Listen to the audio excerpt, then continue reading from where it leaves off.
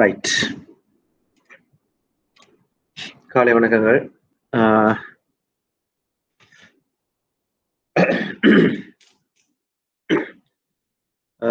இன்றைக்கு நாங்கள் பிள்ளைகள் எல்லைக்கிரேவியல் சம்பந்தமாக பார்ப்போம். சரியோ? அதாவது மார்ஜினல் காஸ்டிங் என்று சொல்லுவோம், எல்லைக்கிரேவியல். சரியா? ஸோ இதுலையும் கண்டிப்பா உங்களுக்கு ஒரு கேள்வி வருவதற்கான சாத்தியக்கூறுகள் இருக்குது. பார்த்தீங்கன்னா தெரியும், பாஸ்வேர்ட் இதுல அடிக்கடி கேள்வியால் வருது. ஸோ இதுல முதலாவது நாங்கள் கிரை நடத்த சம்பந்தமா பார்க்கணும். அந்த கிரை நடத்தையில உள்ள எல்லை கிரியங்கள் என்னென்ன, நிலையான காரணிகள், மாறும் காரணிகள் என்ன, சரியா? அந்த அடிப்படையா வந்தோம்னா அப்படியே எல்லை கிரேவியல் சம்பந்தமாக கேட்போம், அதாவது மார்ஜினல் கோஸ்டிங் சம்பந்தமாக கேட்போம். அந்த மார்ஜினல் கோஸ்டிங்கை வச்சுக்கொண்டு அந்த எல்லை கிரேவியல் நாங்கள் என்ன மாதிரி லாபத்தை கணிப்பிடுவோம்ன்றதை பார்ப்போம். சரியா? ஸோ அந்த லாபத்தை பார்த்தா அதே நேரம் அதுக்குள்ள மாறும் கிரேத்துல என்னென்ன விஷயங்கள் அடங்குது, நிலையான கிரேத்துல என்னென்ன விஷயங்கள் அடங்குதுன்றதையும் பார்க்கலாம். அதை பேஸ் பண்ணி பார்த்தீங்கன்னா அப்படியே பங்களிப்பு மிக முக்கியமா நாங்கள் இங்க பார்க்க போற இன்றைக்கு விஷயம் வந்து பங்களிப்பு, அதாவது கான்ட்ரிபியூஷனை பற்றி படிப்போம். அது பங்களிப்பு விற்பனை வீதம் சம்பந்தமா பார்ப்போம்.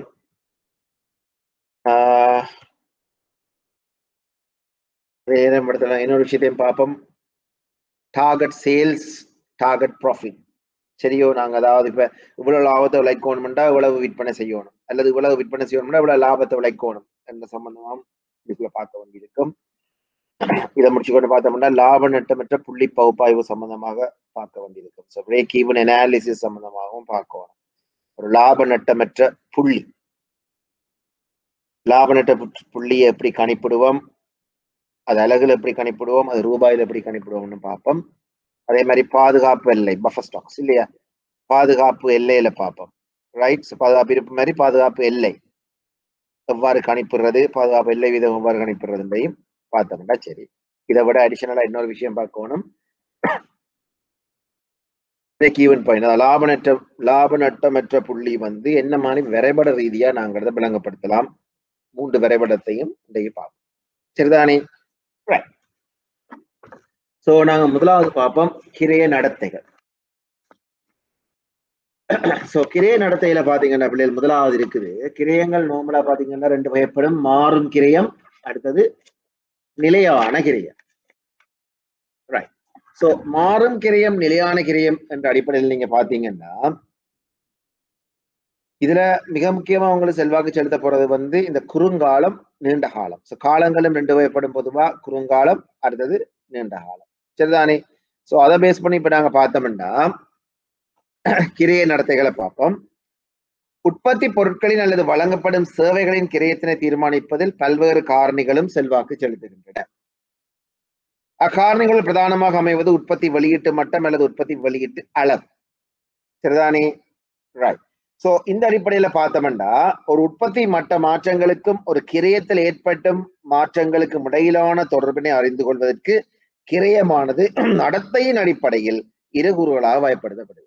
எதை பேஸ் பண்ணி நாங்கள் ஒரு கிரயத்தை மாறுங்கிரயம், நிலையான கிரயம் என்று பிரிக்கிறோம்னா அதன் நடத்தை, அதாவது பண்பை அடிப்படையாக வச்சு கொண்டுதான் நாங்க மாறுங்கிரயம், நிலையான கிரயம் என்று பிரிக்கிறோம். எதுண்டா அதாவது உற்பத்தி மட்ட மாற்றங்களுக்கும் ஒரு கிரயத்தில் ஏற்படும் மாற்றங்களுக்கும் இடையிலான தொடர்பு, உற்பத்தி மட்டத்தில் ஏற்படும் மாற்றத்துக்கும் அதான கிரயம் காஸ்டுக்கான மாற்றத்தையும் ஏற்பட கிரயத்துக்கும் தொடர்பு தான் பார்க்கிறோம். அந்த அடிப்படையில் நாங்கள் நடத்தையை அடிப்படையா வச்சுக்கொண்டு அல்லது பண்பு அடிப்படையா வச்சுக்கொண்டு எத்தனை வகையா பிரிக்கிறோம்னா 2 வகையா பிரிக்கிறோம். முதலாவது மாறும் கிரயம், அடுத்தது நிலையான கிரயம். மாறும் கிரயம் பிள்ளைகள் வேரியபிள் காஸ்ட். சரியா? உற்பத்தி அலகுகளின் அதிகரிப்பு விகிதாசாரத்திற்கு ஏற்ப மாற்றமடையக்கூடிய கிரயத்தின் கூறாக மாறும் கிரயம் அமைகின்றது. உற்பத்தி வெளியீட்டின் அளவிற்கும் மாறும் கிரயத்திற்கும் இடையில் நேர்கணிய தொடர்பு காணப்படுகின்றது. சோ இது நீங்க கவனமா இருக்கணும். ஒரு உற்பத்தி அலகுகளின் அதிகரிப்பு விகிதாசாரத்துக்கு ஏற்ப மாற்றமடையக்கூடிய கிரயத்தின் கூறாக இருக்கு. சோ இப்ப உற்பத்தியின் அளவு, இப்ப நீங்க உற்பத்தி அலகுகளை அதிகரிச்சு கொண்டு போக போக ஒவ்வொரு யூனிட்டுக்குமான, ஒவ்வொரு அலகுக்குமான மாறும் செலவு மாறிக்கொண்டு இருக்கு. இப்ப ஒரு அலகுக்கு மாறும் செலவு 5 ரூபாய், 10 அலகுக்கு 50 ரூபாய். 20க்கு 100 ரூபாய். மாறும் செலவு அந்த யூனிட்டுக்கு ஏற்ற மாதிரி மாறிக்கொண்டிருக்கும். உற்பத்தி வெளியீட்டின் அளவுக்கேற்ப மொத்த மாறும் கிரைய மாற்றமடைந்தாலும் குறுங்காலத்தில் உற்பத்தி அளவு கொண்டுக்கான மாறும் கிரயம் மாற்றமடைய மாற்றாது. வடிவா கவனிக்கோணும். உற்பத்தி வெளியீட்டின் அளவுக்கேற்ப மொத்த மாறும் கிரயம் மாற்றமடையும், டோட்டல் காஸ்ட் மாற்றமடையும்.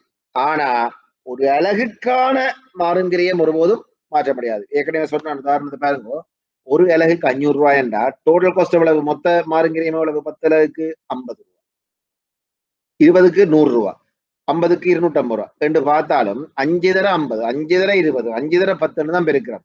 சோ அங்க ஒரு அலகுக்கான மாறுங்கிறைய 5 ரூபாய் மாறிச்சுதான். குறுங்காலத்துல அந்த மாற்றங்களுக்கு ஏற்படாது. உதாரணமா பார்க்கலாம். மாறுங்கிரியங்களுக்கு உதாரணம் நேர் மூலப்பொருட்கிரியம், நேர்கூலிக்கிரியம், சக்தி வலு, தனியுரிமை கட்டணம், மின்சார கட்டணம், இதுகள் எல்லாம் எங்களுக்கு ஒரு மாறும் கிரையம். இப்ப நீங்க ஒரு கடை வச்சிருந்தீங்கன்னா பிள்ளைகள், இந்த கடைக்கு நீங்க என்ன பே பண்ணுவீங்க? எலக்ட்ரிசிட்டி, மின்சாரம், வாட்டர் பில் இல்லையா? அதே மாதிரி டெலிபோன் சார்ஜஸ், இதெல்லாம் அடிக்கடி எங்களுக்கு என்ன செய்யும்? ஏற்படும். அதே நேரம் மாறிக்கொண்டிருக்கிற செலவினங்களா இருக்கும், ஒரே பெருப்பத்தில இருக்காது.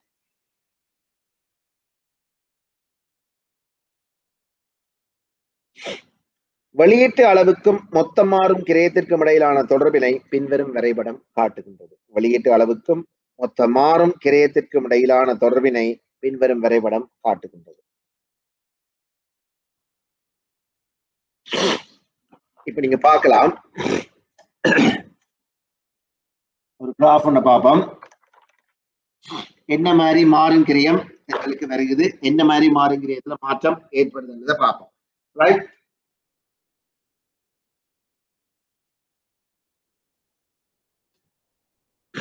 ரைட். இப்ப பாருங்க,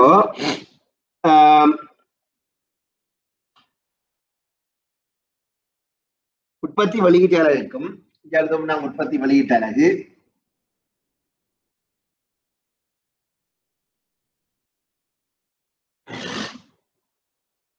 உற்பத்தி வெளியீட்டு அலகுக்கும் கிரயத்துக்கும்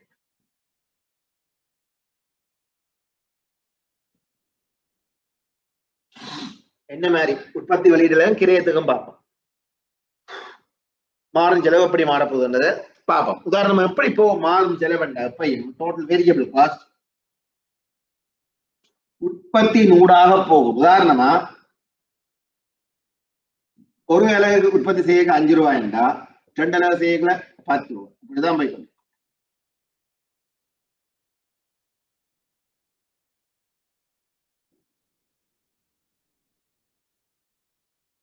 மாறும் செலவு எப்பயும் உற்பத்தி நூடாக போகும். மொத்த மாறும் செலவு டோட்டல் வேரியபிள் காஸ்ட் உற்பத்தி நூடாக போகும். 0 ஸ்டார்ட் பண்ணி இப்படி போகும். காரணம் 0, நாங்க எந்த பொருள் உற்பத்தி செய்யாட்டிக்கு மாறும் செலவு வாங்க 0. சரியா?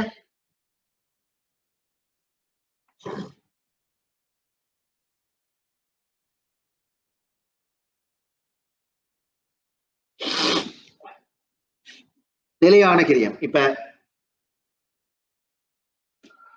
மாறும் கிரியம் பார்த்தோம். அடுத்த பிக்ஸ் காஸ்ட், நிலையான கிரியத்தை பார்ப்போம். சோ இதுல ஒரு விஷயத்தை நீங்க கவனிச்சு கொள்ளணும். நிலையான மாறும் கிரியத்தை பொறுத்தவரையில குறுங்காலத்துல ஒரு அலகுக்கான மாறும் செலவு மாறாது, மொத்த மாறும் கிரியம் தான் மாறும்.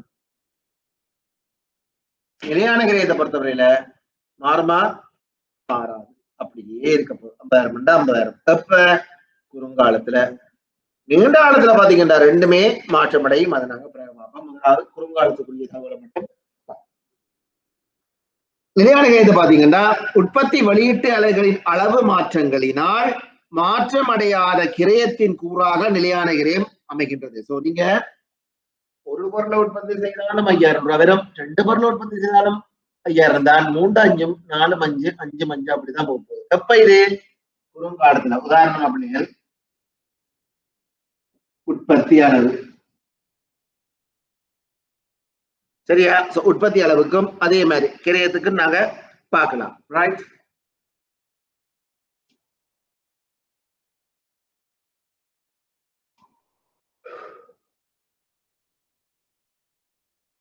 உதாரணமா 10,000 ரூபாய் எங்களோட நிலையான கிரயம் என்றா அது பூச்சி அளவு செய்தாலும் 10,000 பெறும், ஒன்றுக்கும் பெறும், ரெண்டுக்கும் பெறும், ஃபிக்ஸ்ட் காஸ்ட். எஃப்சி நிலையான கிரயம் என்று சொல்லுவோம், டோட்டல் ஃபிக்ஸ்ட் காஸ்ட். நிலையான கிரயத்தை பாத்தீங்கன்னா பிள்ளைகள் குறுங்காலத்தில் மாற்றமடையாதிருக்கும் இயல்பினை கிரயம் கொண்டமைவதனால் இதனை கால கிரயம் எனவும் சொல்லுவோம். இதுக்கு இன்னொரு பேர் இருக்குது, இது குறுங்காலத்துல மாற்றமடையாது, காலக்கிரயம் சொல்லுவோம். கண்டிப்பா நீண்ட காலத்துல இது மாற்றம் அடையும், மைண்ட்ல வச்சிருக்கு. பட் நான் இங்க குறுங்காலத்துல இல்ல எந்த விதமான மாற்றமும் ஏற்படாது டிஎஃப்சியை பொறுத்தவரை. சரியா? நிலையான கிரயத்தின் பண்புகள். உற்பத்தி வெளியீட்டு அலகுகளின் மாற்றத்திற்கு ஏற்ப மொத்த நிலையான கிரயம் மாற்றமடையாது. சரியா? உற்பத்தி வெளியீட்டு அலகுகளின் மாற்றத்திற்கு ஏற்ப மொத்த நிலையான கிரயம் மாறுமா? இல்ல. 5 நீங்க உற்பத்தி செய்தாலும் 5,000 தான், 50 உற்பத்தி செய்தாலும் 5,000 தான், 5 லட்சத்தை உற்பத்தி செய்தாலும் 5,000 தான். உங்களுக்கு நிலையான கிரயம் மாற்றமடைய போறையில. சரியா? உற்பத்தி வெளியீட்டு அளவு மாற்றமடையும் பொழுது அலகொன்றுக்கான நிலையான கிரயம் மாற்றமடையும். அதாவது உற்பத்தி வெளியீடு அதிகரிக்க அதிகரிக்க அலகொன்றுக்கான நிலையான கிரயம் என்ன செய்யுமா? குறைவடையும். நீங்க யூனிட் காஸ்ட பாத்தீங்கன்னா குறையும். காரணம் இப்ப 5 உற்பத்தி செய்யல 5,000 என்றா 50 உற்பத்தி செய்யல, 5 உற்பத்தி நீங்க செய்யல 5,000 என்றா ஒன்றுக்கு 1000, 50 உற்பத்தி செய்யல 5,000 என்றா ஒன்றுக்கு 100. சோ அங்க நீங்க உற்பத்தியின் அளவு மாற மாற உற்பத்தியின் அளவு கூட கூட உங்களுக்கு ஏற்பட்ட ஓரளவுக்கான நிலையான கிரயம் குறைவடையும். சோ நிலையான கிரயத்தை உதாரணமா பார்க்கலாம், உதாரணங்கள் பார்க்கலாம். உதாரணமா கட்டிட வாடகை, நாங்க வாடகை ரெண்ட் கொடுப்போம். முகாமியாளர் மேனேஜர் சேலரி, இவளுக்கு ஸ்டாஃபுக்கு சேலரி கொடுப்பீங்க, குறுங்காலத்துல மாறாது. கட்டிட காப்புறுதி கட்டணம், நிரந்தர ஊழியர் சம்பளம் இல்லையா? இவ்வாறானதுகள்லாம் என்னன்னு சொல்லலாம்? பிக்ஸ் காஸ்ட் சொல்லலாம். சரியா? அதாவது இப்ப வாடகை, கட்டிட வாடகை ரெண்ட கொடுப்பீங்க, ரெண்ட் வந்துடும் நிலையான கிரயம். அதே மாதிரி ஸ்டாஃப் சேலரி, அதாவது பெர்மனன்ட் ஸ்டாஃப் சேலரி, நிரந்தரமா இருக்கிறவங்களுக்கு அடிக்கடி மாறுமா சேலரி? இல்ல. சரியா? அவைக்குரிய சேலரி. அதே மாதிரி இன்சூரன்ஸ் பேமெண்ட் செய்வீங்க இல்லையா, காப்புறுதி கட்டணங்களை செலுத்துறீங்கன்னா அதுக்கும் பிரீமியம் அப்படியே போகும். அதுகள் எல்லாம் பிக்ஸ் காஸ்ட், நிலையான செலவு. மொத்த கிரயத்தை நிலையான கிரயம், மாறுங்கிரயம் என, மொத்த கிரயத்தை நிலையான கிரயம், மாறுங்கிரயம் என நடத்தையின் அடிப்படையில் வகைப்படுத்துவதனால் கிடைக்கும் அனுகூலங்கள். ரைட். சோ ஒரு மொத்த கிரயத்தை நாங்க நிலையான கிரயம் மாற்றலாம், மாறுங்கிரயம் எனவும் நாங்க நடத்தையின் அடிப்படையில பிரிக்கலாம். அவ்வாறு வகைப்படுத்துவதனால் எங்களுக்கு என்னென்ன அனுகூலங்கள் கிடைக்கும் சொல்லப்படுது. மொத்த கிரயம் என்றது உங்களுக்கு விளங்கணும். Variable cost plus fixed cost equals total cost. Variable and மாறும் செலவு, fixed cost நிலையான செலவு, இது ரெண்டையும் கூட்டினா உங்களுக்கு என்ன வரும்? மொத்த செலவு. ரைட். சோ இதால கிடைக்கிற அனுகூலங்கள் என்னன்னு பார்ப்போம். முதலாவது, பல்வேறு உற்பத்தி மட்டங்களுக்குமான மொத்த கிரயத்தினை மதிப்பீடு செய்வதற்கு முடிதல். முகாமை தீர்மானங்கள் எடுப்பதற்கு வேண்டிய பயனுடைய தகவல்களை வழங்குவதற்கு முடியும். கிரைய கட்டுப்பாட்டு நடவடிக்கைகளை வினைத்திறனா அமுல்படுத்துவதற்கு முடிதல். விற்பனை விலையினை தீர்மானிப்பதற்கு வேண்டிய தகவல்களை பெற்றுக் கொள்வதற்கு முடிதல். உற்பத்தி வெளியீட்டிற்கும் லாபத்திற்கும் கிரயத்திற்கும், லாபத்திற்கும் உற்பத்தி வெளியீட்டிற்கும் கிரயத்திற்கும் இடையிலுள்ள தொடர்பை அறிந்து கொள்வதற்கும் முடிதல். சோ இந்த மாறும் செலவு, நிலையான செலவு வச்சுக்கொண்டு நாங்கள் எங்களுக்கு என்ன அனுகூலம் ஏற்படுதுன்னா, ஒன்று, நிறுவனம் தனக்கு ஏற்பட்ட செலவுகளை அறிஞ்சு கொள்ளலாம். அதாவது மாறும் செலவு எவ்வளவு, நிலையான செலவு எவ்வளவுன்றதை நிறுவனம் அறிஞ்சு கொள்ளலாம், பாகுபடுத்தி அறிஞ்சு கொள்ளக்கூடிய மாதிரி இருக்கும். இதன் மூலமா நிறுவனம் என்ன செய்யலாம்? சில தீர்மானங்கள் எடுக்கக்கூடிய மாதிரி இருக்கும். காஸ்ட் காட்டிங் இல்லையா? என்ன மாதிரி நிறுவனத்தின் செலவுகள், தேவையில்லா செலவு எவ்வளவு என்னென்ன இருக்கு, அதை நாங்கள் என்ன செய்து கொள்ளலாம்? தவிர்த்துக் கொள்ளலாம். ரைட். ஸோ அதே போல பல்வேறு உற்பத்தி மட்டங்களுக்குமான மொத்த கிரயத்தை நாங்கள் என்ன செய்யலாம்? கணிப்பிட்டு கொள்ளலாம். ஸோ கணிப்பிட்டு கொள்ளலாம். அதாவது இப்ப எவ்வளவுதான் உற்பத்தி செய்தாலும் ஓரளவுக்கான மாறும் செலவும் நிலையான கிரயமும் தெரியுமென்றா நாங்கள் வச்சுக்கணும் மொத்த செலவு கண்டுபிடிக்கலாமா இல்லையா? நீங்க எத்தனை மில்லியன் உற்பத்தி செய்தாலும் நாங்கள் கண்டுபிடிக்கலாம். ரைட். ஓகே. அதே நேரம் மிக முக்கியமானது என்னென்றா, ஒரு கிரைய கட்டுப்பாட்டு முறையை நீங்க வச்சிருக்கலாம் இதன் மூலம், அல்லது கிரைய கட்டுப்பாட்டு நடவடிக்கைகளை நீங்க என்ன செய்யலாம்? வினைத்திறனா எடுக்கக்கூடிய. அடுத்தது பார்ப்போம். எல்லை கிரயம், மார்ஜினல் காஸ்ட். பாத்தீங்கன்னா தெரியும்,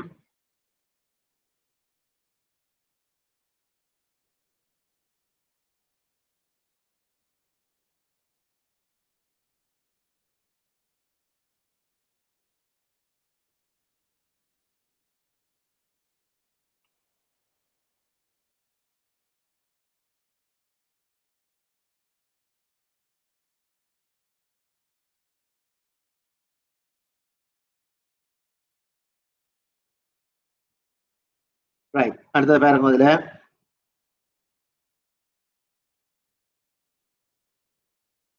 ரைட், அடுத்தது பாருங்க. மேலதிகமாக ஒரு அலகினை உற்பத்தி செய்வதற்காக ஏற்படக்கூடிய மேலதிகமான கிரியமே எல்லை கிரியமாகும். அதாவது நீங்க ஒரு யூனிட்ட நீங்க அடிஷனலா மேலதிகமா நீங்க உற்பத்தி செய்ய போறீங்கன்னா அதை மேலதிகமா உற்பத்தி செய்வதற்கு ஏற்பட்ட கிரயம் தான் என்ன உங்களோட எல்லை கிரயம். சரியா? அல்லது ஒரு அலகு உற்பத்தியினை கைவிடுவதனால் தவிர்க்கப்படும் கிரயம், அல்லது ஒரு அலகு உற்பத்தி பொருளை உற்பத்தி செய்வதற்கு வேண்டிய மாறும் கிரியமே எல்லை கிரியமாகும். பலவிதமா சொல்லப்படும். உதாரணமா சொல்லப்பட நாங்கள் ஈஸியா சொன்னோம்டா, மேலதிகமா ஒரு அலகினை உற்பத்தி செய்வதற்காக ஏற்படக்கூடிய மேலதிகமான கிரியம். 10 கிரியத்தை 10 பொருள் உற்பத்தி செய்கிறீங்க, 1000 ரூபாய். 11வது பொருளை நீங்க உற்பத்தி செய்ய போறீங்கன்னா இதுல இதுக்கு போறதுக்கு ஏற்பட்ட செலவு என்ன உங்க மார்ஜினல் காஸ்ட், எம்சி. ரைட். அடுத்தது சொல்லப்பட்டிருக்குது குறுங்காலம் நீண்ட காலத்தை பற்றி காய்ச்சிருக்குது. உற்பத்தி செயற்பாட்டின் பொழுது உற்பத்தியில் ஈடுபடுத்தப்படும் எல்லா காரணிகளின் அளவையும், சரியாவிலே உற்பத்தி செயற்பாட்டின் போது உற்பத்தியில நாங்க ஈடுபடுத்தப்படுற எல்லா செயற்பாட்டின் அளவுகளையும்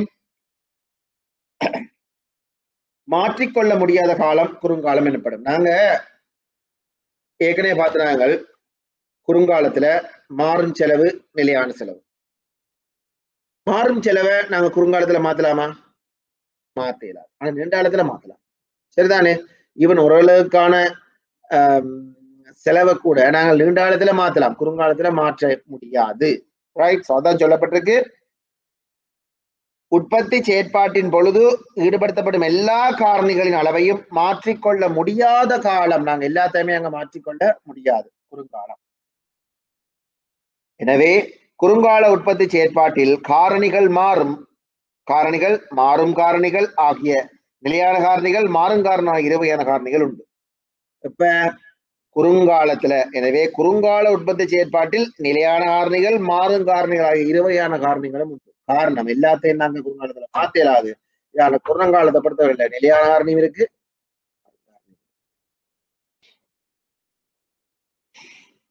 அடுத்து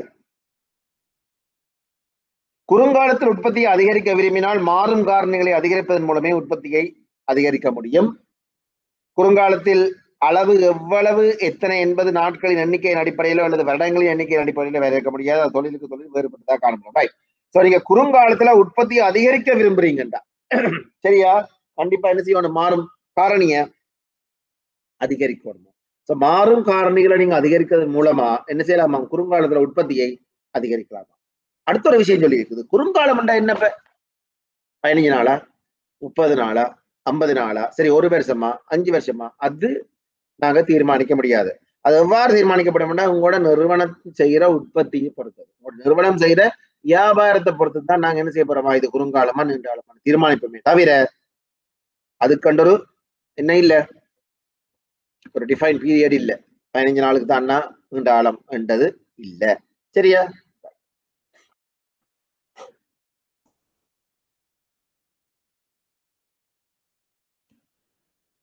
அடுத்த நீண்ட காலம், லாங் டேர்ம். உற்பத்தி செயற்பாட்டின் பொழுது உற்பத்தியில் ஈடுபடுத்தப்படும் எல்லா காரணிகளின் அளவையும் மாற்றிக்கொள்ளக்கூடிய காலம் நீண்ட காலம் எனப்படும். அதாவது உற்பத்தியில நீங்க ஈடுபடுத்தப்பட்ட எல்லாத்தையுமே என்ன செய்யலாமா? மாத்தலாம். எப்ப? நீண்ட காலம். எனவே நீண்டகால உற்பத்தி செயற்பாட்டில் எல்லா காரணிகளும் மாறும் காரணிகளாவே காணப்படும். சோ நீண்ட காலத்தை பொறுத்தவரை அங்க நிலையான காரணிகள்ன்றது இல்ல, எல்லாமே மாறும் காரணிகள். குறுங்காலத்தை பொறுத்தவரையில மாறும் காரணியும் இருக்குது, நிலையான காரணியும் இருக்குது. நீண்ட காலத்தை பொறுத்தவரையில இருக்கிற எல்லா காரணிகளுமே மாறும் காரணிகள். சரியா?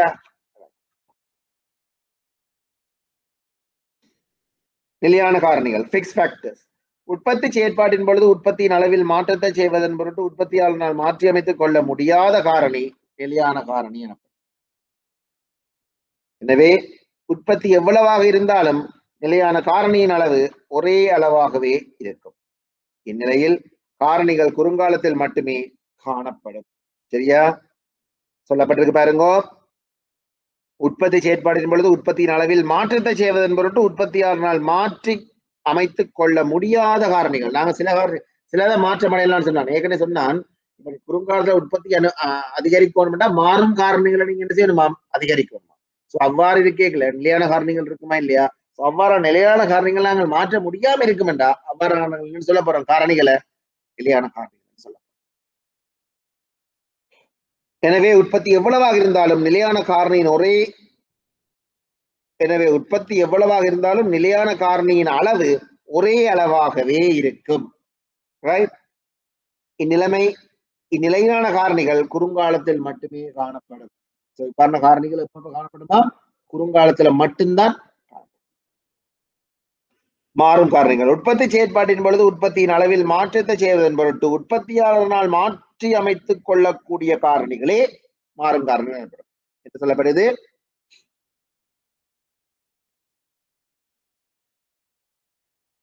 உற்பத்தி செயற்பாட்டின் பொழுது உற்பத்தியின் அளவில் மாற்றத்தை செய்வதன் பொருட்டு உற்பத்தியாளரால் மாற்றி அமைத்துக் கொள்ளக்கூடிய காரணிகள். நாங்கள் ஏற்கனவே சொன்ன மாறும் காரணிகளை நீங்க அதிகரிச்சீங்கன்னா உங்களோட உற்பத்தியை கூட்டலாம். அப்ப கண்டிப்பா மாறும் காரணிகள் மாற்றக்கூடிய காரணிகள்ன்றது கொள்ளலாம். சரியா? உற்பத்தி அதிகரிக்க வேண்டுமாயின் மாறும் காரணிகள் அளவினை அதிகரிக்கலாம். மாறாக உற்பத்தியை குறைக்க வேண்டுமாயின் மாறும் காரணிகள் அளவை குறைக்க வேண்டுமா. சரியா?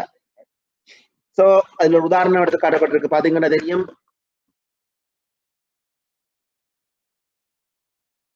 கம்பெனி ஒன்று ஒரு வருடத்தில் 1000 வானொலி பெட்டிகளை உற்பத்தி செய்கின்றது.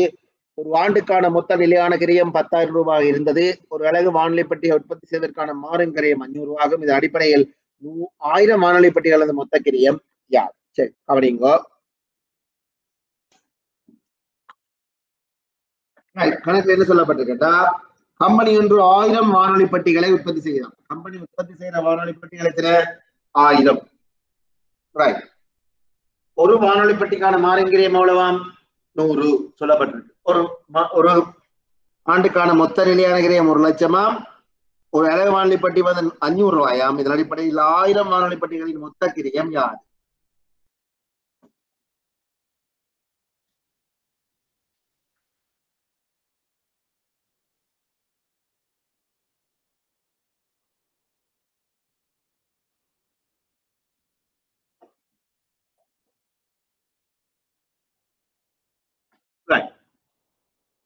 தெரியும். மாறும் கிரயம்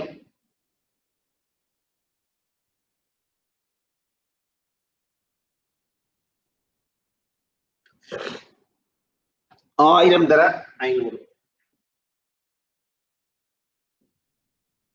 1000 வானொலி பெட்டி இருக்கு. ஒரு லட்சக்கான மாறும் கிரயம் 500. 1000 தர 500 தான் கூட மாறும் கிரயம். எவ்வளவு? 5 லட்சம். இந்த கேள்வியை பொறுத்தவரை சொல்லப்பட்டிருக்குது. ஒரு ஆண்டுக்கான மொத்த நிலையான கிரயம் எவ்வளவாம்? 1 லட்சம்.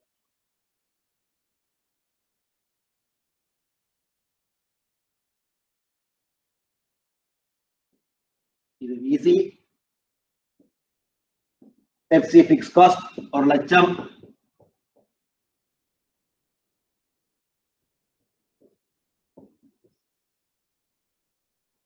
மொத்த செலவு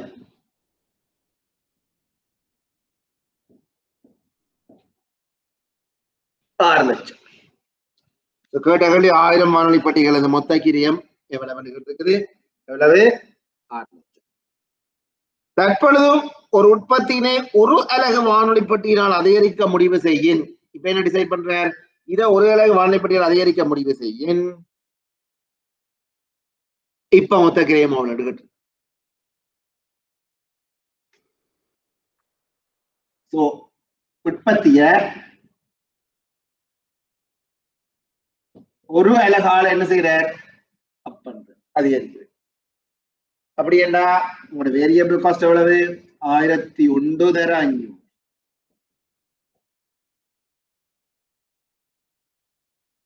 உங்களோட பிக்ஸ் காஸ்ட் எவ்வளவு? மாறுமா?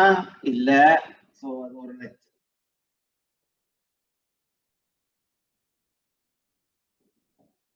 டோட்டல் காஸ்ட் எவ்வளவு? 6,500,000. அப்படி என்ன? ஒரு வேலைக்கு நீங்க அதிகரிச்சதால் உங்களுக்கு ஏற்பட்ட அடிஷனல் காஸ்ட் எவ்வளவு? 500. இதுதான் என்ன உங்களோட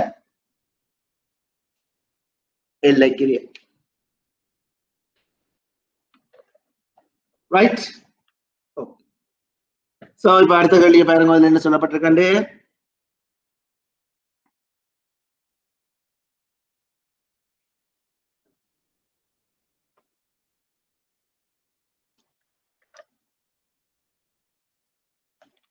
அடுத்த கேள்வியை பாருங்க. உற்பத்தி பொருள் அல்பாவின் இரு உற்பத்தி மட்டங்களும் அவற்றுக்கான அலகொன்றின் கிரயமும் கீழே தரப்பட்டிருக்கான்.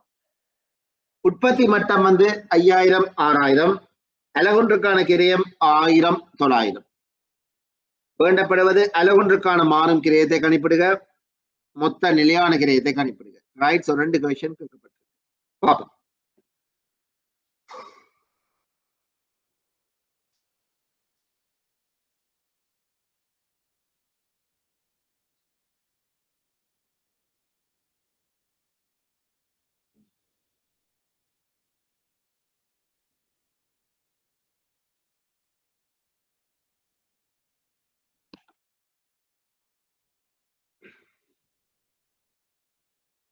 உற்பத்தி பொருள் அல்பாவின் இரு உற்பத்தி மட்டங்களும் அவற்றுக்கான அலகொன்றின் கிரயமும் பின்வருமாறு தரப்படுகின்றது. ரைட். உற்பத்தி மட்டம் 5000 6000, அலகொன்றுக்கான கிரயம் 1000 900. கேட்ட முதலாவது கேள்வி, அலகு ஒன்றுக்கான மாறும் கிரயத்தை கணிப்பிடுக. ரைட். சோ முதலாவது பாப்பம். உற்பத்தி மட்டம் 5000 இருக்கேக்கல, உற்பத்தி மட்டம் 5000 இருக்கேக்கல உங்களுக்கு ஏற்பட்ட மொத்த கிரயம் எவ்வளவு? 1000.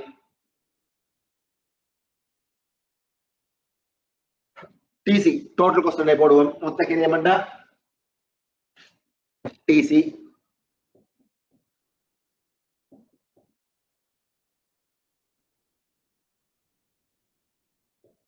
$5 million.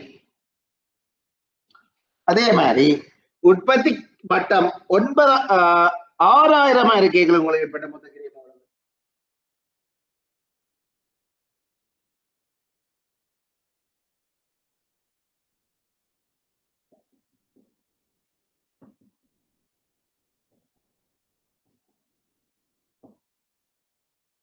ரைட். சோ இப்ப கேட்ட வேலையை பாருங்க. அலகொன்றுக்கான மாறும் கிரயம் எவ்வளவு?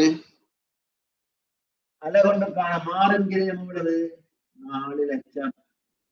ரைட். சோ அலகுக்கான மாறும் கிரயம் எவ்வளவு? இப்ப 4 லட்சமா? அதாவது மொத்த மாறுங்கிறது ஏற்பட்ட மட்டம் 4 லட்சம். கேட்ட கேள்வி இதுதான் எங்களோட டோட்டல் காஸ்ட், மொத்த மாறும் கிரயம் இல்லையா? ரைட். மொத்த மாறும் கிரயத்துல ஏற்பட்ட மாற்றம், மொத்த மாறும் கிரயத்தில் ஏற்பட்ட மாற்றம் எவ்வளவு? 4 லட்சம். மொத்த மாறும் கிரயத்தில் ஏற்பட்ட மாற்றம், மொத்த மாறும் கிரயத்தில் ஏற்பட்ட மாற்றம் 4 லட்சம் என்றால் கேட்ட கேள்வி ஒரு அலகுக்கான மாறும் கிரயம் எவ்வளவு? Question per unit. ஒரு அலகுக்கான மாறும் கிரயம் 4 லட்சம் தான் உங்களோட மொத்த மாறும் கிரய டிஃபரன்ஸ். ஒரு அலகு கேட்டிருக்குது. நீங்க என்ன செய்யலாம 100 பிரிச்சு விட்டீங்கன்னா சரியா, அல்லது 1000 வைக்கிறீங்களா? 1000 பிரிவு. அலகொன்றுக்கான மாறும் கிரயம் பாக்குறேன். நாங்க இப்ப என்ன செய்யலாம்? 1000 பிரிச்சு விட. சரி, எவ்வளவு வருது? 400. ரைட். சோ சொல்லுவோம் 5000 6000 டோட்டல் காஸ்ட் வருது. இது யூனிட்ஸ் 5 million 5.4 million. இந்த டிஃபரன்ஸ் ஹைலோ மெத்தட்ல எடுங்கோ. சோ எவ்வளவு டிஃபரன்ஸ் வருது? 4 லட்சம். எவ்வளவு unit difference? 1000. So per unit cost, variable cost எவ்வளவு?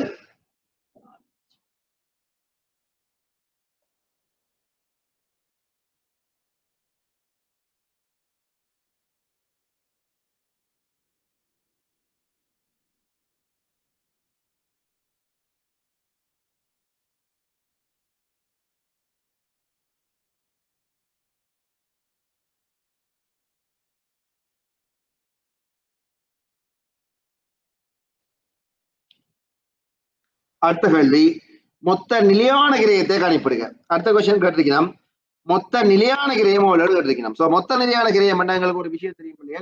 நாங்க மொத்த கிரயத்திலிருந்து மொத்த மாறும் கிரயத்தை கழிச்சோம்னா என்ன எடுக்கலாம்? ரைட், நிலையான கிரயத்தை எடுக்கலாம். உதாரணமா முதலாவது இதுக்கு பார்ப்போம், 1000 யூனிட்ஸுக்கு பார்ப்போம். 1000 யூனிட்ஸுக்குரிய நிலையான கிரயம் பிக்ஸ் காஸ்ட் எவ்வளவு பார்ப்போம்.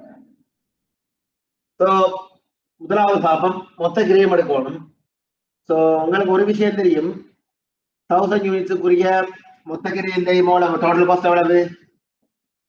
5 மில்லியன். மாறு கிரயம் வேரியபிள் காஸ்ட் தெரியுமா? தெரியாது. காணலாமா? காணலாம். எப்படி காணலாம்டா,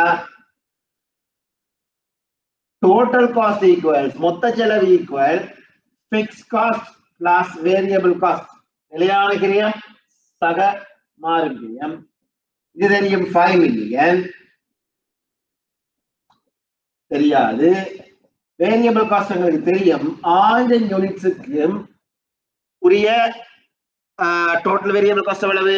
ஒரு யூனிட்டுக்குரிய வேரியபிள் காஸ்ட் 400. அப்படி என்றா 4 million. So 5 million. Therefore, X எவ்வளவு? 1 million. So 1 million தான் என்ன உங்களோட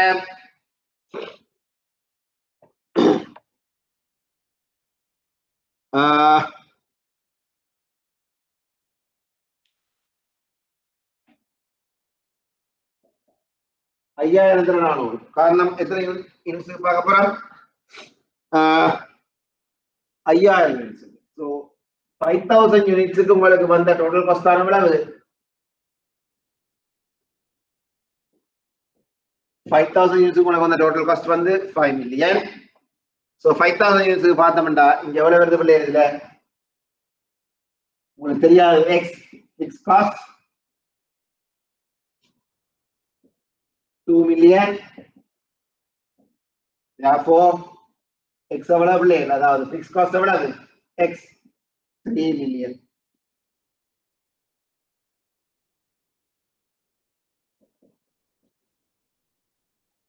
அப்போ உங்களோட fixed cost வருது 3 million. நீங்க இதை ப்ரூவ் பண்ணி பார்க்கலாம். எப்படி prove பண்ணலாம்டா,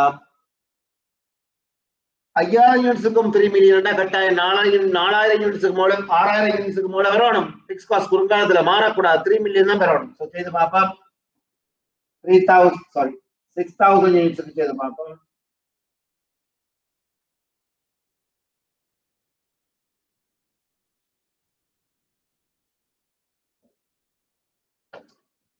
right. So fix cost எவ்வளவு இருக்கு?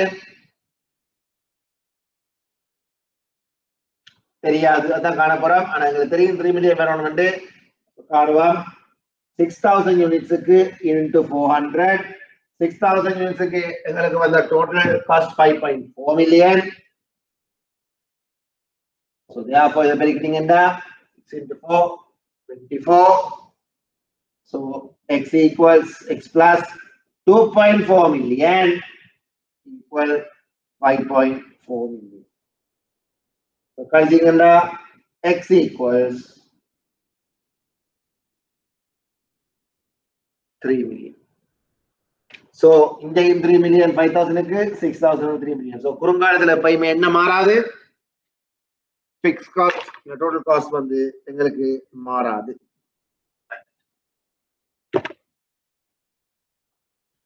ஸோ இதான் கேட்ட அந்த கேள்வி.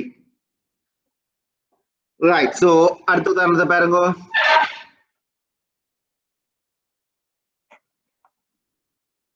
ரைட், அடுத்த பாருங்க. உற்பத்தி பொருள் தொடர்பான தகவல்கள் வருமாறு உற்பத்தி வெளியீட்டு அலகு 1000 1500 மொத்த கிரயம் தரப்பட்டிருக்குது. அலகொன்றுக்கான மாறு கிரியத்தை காண்க, மொத்த நிலையான கிரியத்தை காண்க. கிட்டத்தட்ட அதே மாதிரியான கேள்வி. சரிப்பா.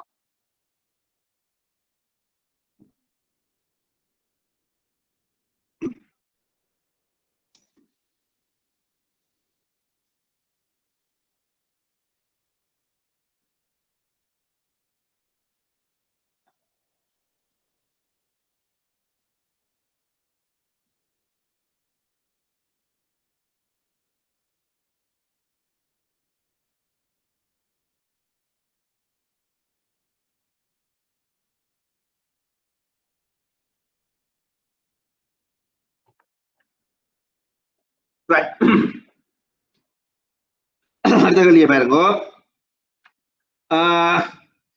உற்பத்தி பொருள் தரப்பட்டிருக்குது 1000 1500, மொத்த கிரயம் தரப்பட்டிருக்குது 25000 24. இந்த கேள்வியில எங்களுக்கு மொத்த கிரயம் தரப்பட்டிருக்கு.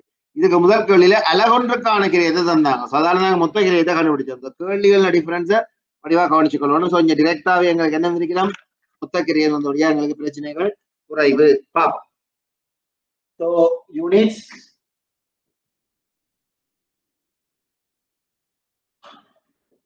total cost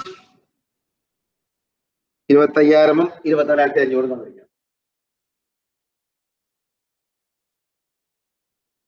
கேட்ட முதலாவது கேள்வி அலகொன்றுக்கான மாறும் கிரயத்தை கேட்டிருக்கிறோம். ஸோ இங்க அலகொன்றுக்கான மாறும் கிரயத்தை கேட்கிறோம். இது டோட்டல் காஸ்ட் பிரச்சனை இல்லை, 1000 இதை அப்ளை பண்ணலாம். எவ்வளவு வித்தியாசம், 2500 500.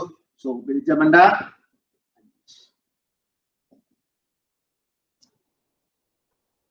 இரண்டாவது கேட்ட கேள்வி மொத்த நிலையான கிரைய மோல் எடுக்கிறோம். சோ மொத்த நிலையான கிரைய மோல் எங்களுக்கு ஒரு விஷயம் தெரியும், நீங்க மொத்த கிரயம் செய்ய மொத்த மாறு கிரயம் ஏற்கனவே படிச்சாங்க இல்லையா? சோ ரெண்டாவது கேட்ட கேள்வி பிக்ஸ் காஸ்ட் எவ்வளவு எடுக்கிறோம், பிக்ஸ் காஸ்ட். சோ உங்களுக்கு தெரியும் total cost equal fix cost plus variable cost. தெரியாது. டோட்டல் காஸ்ட் 1000 யூனிட்ஸுக்குரிய டோட்டல் காஸ்ட் எவ்வளவு, 25000. அப்படி என்றா 1000 யூனிட்ஸுக்குரிய வேரியபிள் காஸ்ட் எவ்வளவு, 5000. So x plus 5000. Therefore x எவ்வளவு, 20000. நீங்க ப்ரூவ் பண்ணி பார்க்கலாம்.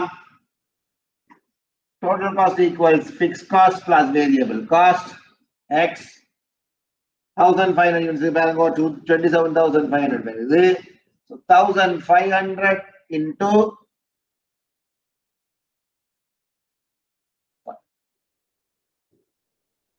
so x plus 7500. Therefore x equals calculating and 20,000. So ரெண்டு இன்ஸ்டன்ஸ்ல மோல வருது fixed cost 20,000. So அங்கே நாங்க ப்ரூவ் பண்ணிக்கலாம். எங்களுக்கு வந்த ஆன்சர் fixed cost perfect என்றது நாங்க ப்ரூவ் பண்ணிக்கொள்றோம். ரைட், அடுத்த क्वेश्चन பாப்போம்.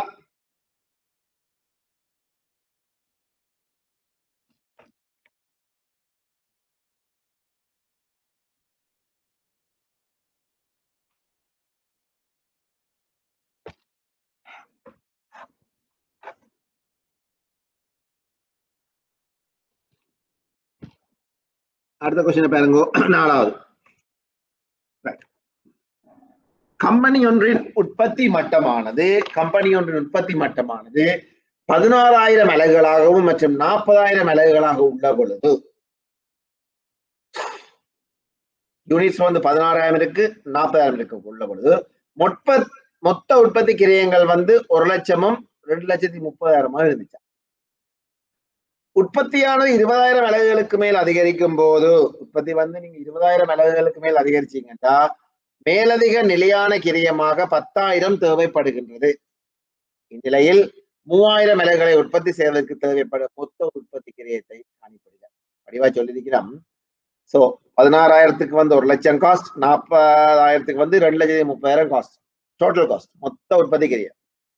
சோ உற்பத்தியானது 20,000 அலகுகளுக்கு மேல் அதிகரிக்கும் போது மேலதிக நிலையான கிரயமாக 10,000 ரூபாய் தேவைப்படுகின்றது. இந்நிலையில் 30,000 அலகுகளை உற்பத்தி செய்வது தேவைப்படும் மொத்த உற்பத்தி கிரயத்தை. ரைட், சோ நாங்க செய்து பார்ப்போம். சோ முதலாவது எங்களுக்கு தெரியணும், நாங்கள் ஒரு ஃபார்மேட்டுக்கு எழுதணும். எப்படி எழுதலாம், இந்த ஃபார்மேட்ல எழுதலாம்.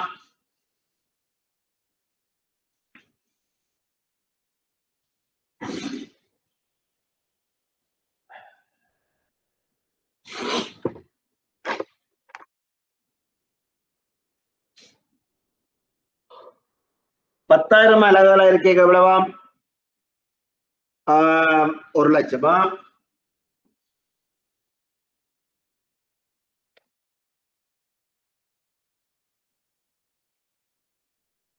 40,000 அலகு இருக்க 2,30,000.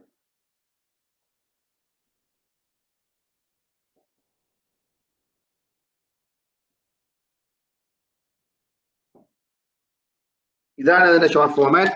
ரைட், சோ क्वेश्चन கேட்டிருக்குது. இப்ப நீங்க வந்து 20,000 அலகுகளுக்கு மேல அதிகரிக்கல மேலதான் நிலையான கிரயமாக 10,000 ரூபாய் தேவைப்படுகின்றது நிலையில் 30,000 அலகுகளை உற்பத்தி செய்ய தேவைப்படும் மொத்த உற்பத்தி கிரயத்தில் கணிப்படுகிறது. Right, okay. சோ இப்ப எங்களுக்கு இதுல ஒரு விஷயத்தை யோசிக்கணும். இப்ப நாங்கள் எங்களுக்கு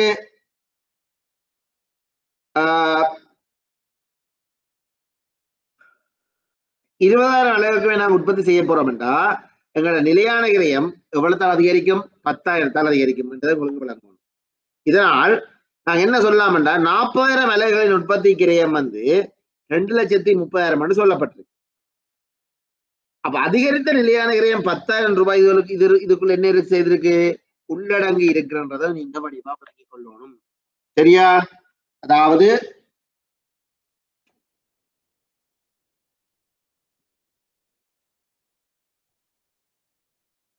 10,000க்கு 1,00,000 வருது, 40,000க்கு 2,30,000 வருது.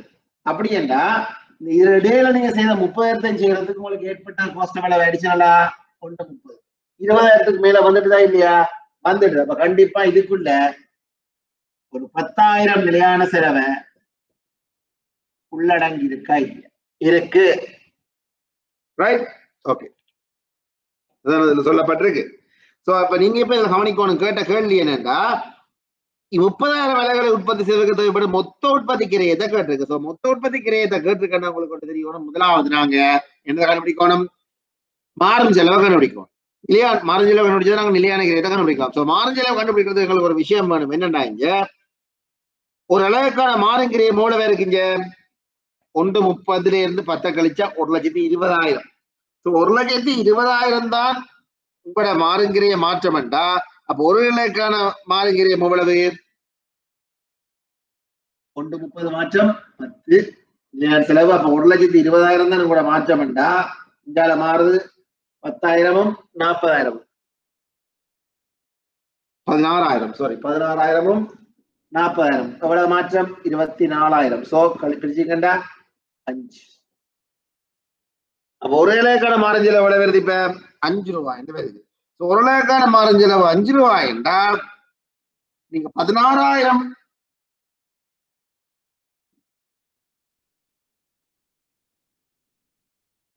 யூனிட்ஸ் செய்யறதுக்குரிய நிலையான கிரயம் எவ்வளவு? 16,000 நிலையான கிரயம் பாத்தீங்கன்னா வேரியபிள் காஸ்ட் தெரியுது உங்களுக்கு எவ்வளவு?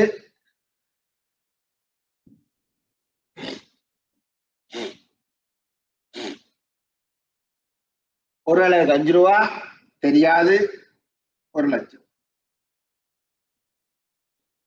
56 80 கழிச்சிங்கடா எக்ஸ் சமன் 20,000. அப்ப உங்களுக்கு ஃபிக்ஸ் காஸ்ட் எவ்வளவு வருது? 20,000. வேணா நீங்க ப்ரூவ் பண்ணி பார்க்கலாம். 40,000 செய்து பார்க்கலாம்.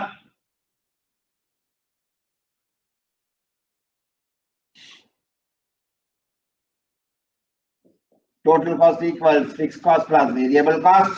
தெரியாது. Variable cost எவ்வளவு? Per unit 5 rupees into 40,000. Total cost 230,000. 200,000. இல்லையா? So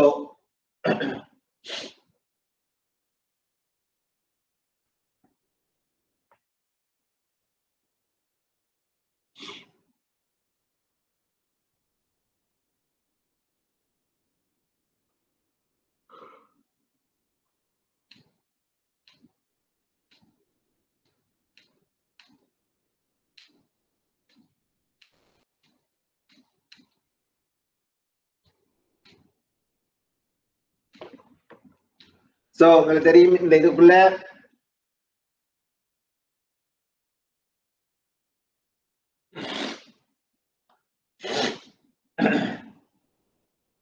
இந்த 2,30,000 ஒரு 10,000 என்ன இருக்குது?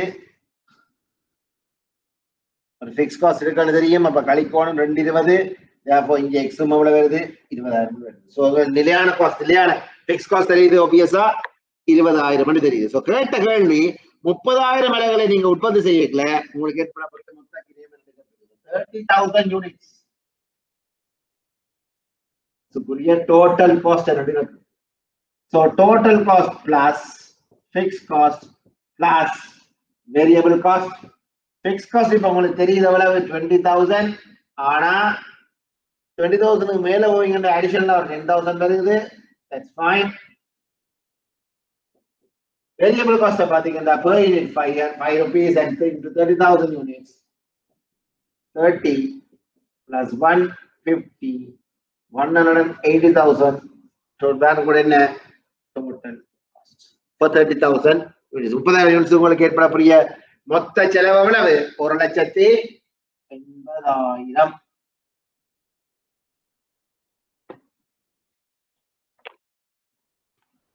Right? அடுத்த உதாரணத்தை பார்ப்போம். அடுத்த உதாரணத்தை பாருங்க. உதாரணம் 5. XY நிறுவனத்தின் உற்பத்தி பகுதியிலிருந்து பின்வரும் தகவல்கள் திரட்டப்பட்டன. எஸ், இயந்திரம் இயங்கிய மணித்தியாலம் முதல் மாதத்திலும் 2வது மாதத்திலும் தரப்பட்டிருக்குது. மேந்தலை கிரியங்கள் தரப்பட்டிருக்குது. கேட்ட கேள்வி மாதாந்த மொத்த நிலையான கிரியத்தை கணிப்பிடுங்க. சோ அடுத்த கொஸ்டின் கேட்கப்பட்டிருக்கு அதே மாதிரி, ஆனா கொஞ்சம் டிஃபரெண்டா கேட்கப்பட்டிருக்குது. மாதாந்த மொத்த நிலையான கிரியத்தை கேட்கப்பட்டிருக்கு. பார்ப்போம். சோ XY நிறுவனத்தின் ஒரு உற்பத்தி பகுதியிலிருந்து பின்வரும் தகவல்கள் திரட்டப்பட்டுள்ளன. இயந்திரம் இயங்கிய மணித்தியாலத்தை பாத்தீங்கன்னா பிள்ளைகள் முதல் மாதம் 12,000, அடுத்த மாசம் 2,50,000 சாரி, 2வது மாதம் பாத்தீங்கன்னா 15,000, 2,90,000 இயங்கி. எனின் மாதாந்த மொத்த நிலையான கிரியத்தை கணிப்பிடட்டாம். ரைட். சோ மாதாந்த மொத்த நிலையான கிரியத்தை கணிப்பிட போறோம்னா எங்களுக்கு ஒரு விஷயம் தெரியணும். நாங்கள் இந்த ஃபார்மேட் என்ன செய்யணும், எங்களுக்கு ஏற்ற மாதிரி முதலாவது மாத்தினாத்தான் நாங்கள் ஹைலோ மெத்தட்ல என்ன செய்யலாம், மாறுங்கிரியத்தை கண்டுபிடிக்கலாம். சோ மாறுங்கிரியத்தை கண்டுபிடிச்சது நாங்க என்ன செய்யலாம், நிலையான கிரியம் அதனூடாக மொத்த நிலையான கிரியத்தை கண்டுபிடிக்கலாம். ரைட் செய்வோம். சோ முதலாவது எழுதுவோம்.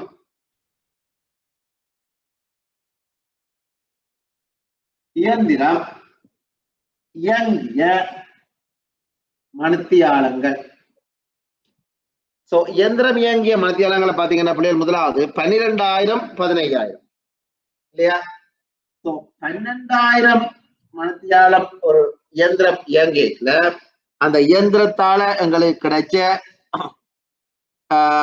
மேந்தலை கிரியம் எவ்வளவு,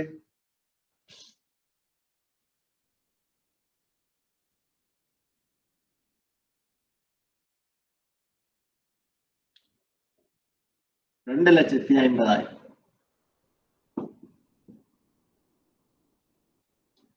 15,000 மணித்தியாலம் அதே நிறுவனம் இயந்திரத்தை இயக்கல அதன் மூலமா கிடைச்ச மேந்தலை கிரியம் எவ்வளவு, 2,50,000.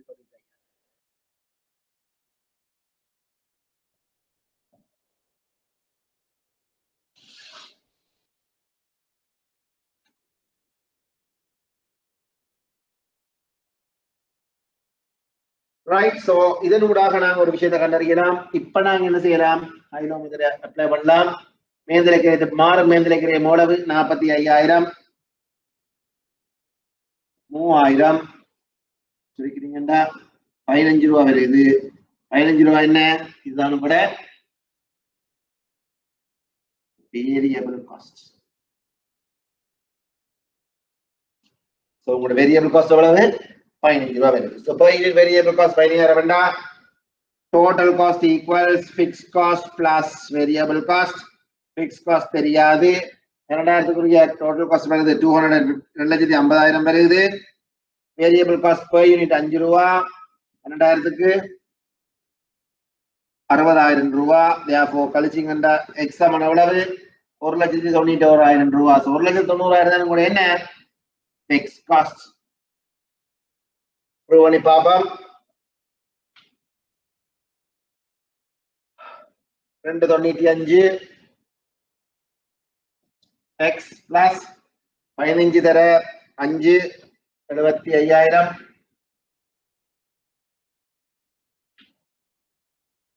சாரி 15 தர 15 எவ்வளவு, 15 தர 15 2,25,000.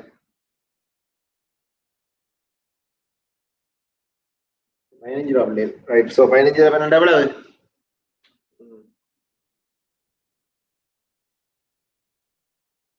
15 into 12, 30, 15, 180. So 70,000.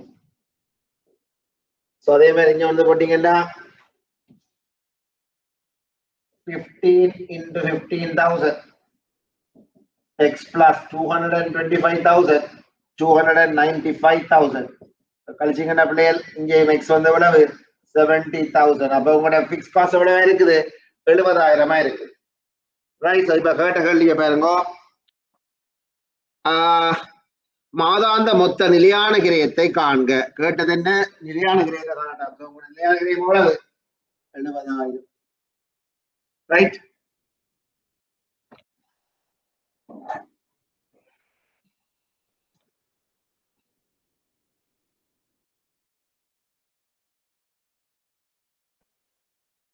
சோ இப்ப இதை முடிச்சுக்கொண்டு ரைட். ஸோ பேசிக்கா நாங்கள் என்ன மாதிரி மாறும் செலவு, நிலையான செலவு, அது எப்படி கண்டுபிடிக்கிறது, எப்படி டோட்டல் காஸ்ட் மொத்த செலவை கண்டுபிடிக்கிறது சம்பந்தமா பார்த்தோம். ஸோ நாங்கள் ஒரு மார்ஜினல் காஸ்டிங் எல்லை கிரயத்துக்குள்ள போவோம், எக்ஸாமுக்கு இருக்கிற ஒரு ஏரியாவுக்குள்ள போவோம் இல்லையா? ஸோ என்ன மாதிரி படிக்கிறத பார்ப்போம். ஸோ கிரயத்தினை நிலையான கிரயம், மாறும் கிரயம் என்றவாறு பாகுபடுத்தும் அடிப்படையில் எல்லை கிரயம் கணிப்பிடப்படுவதோடு உற்பத்தி வெளியீட்டின் அளவில் ஏற்படும் மாற்றங்கள் லாபத்தின் மீது ஏற்படுத்தும் தாக்கத்தினை கணிப்பீடு செய்வதனையே எல்லை கிரயவியல் என கூறிக்கொள்வதற்கு முடியும்.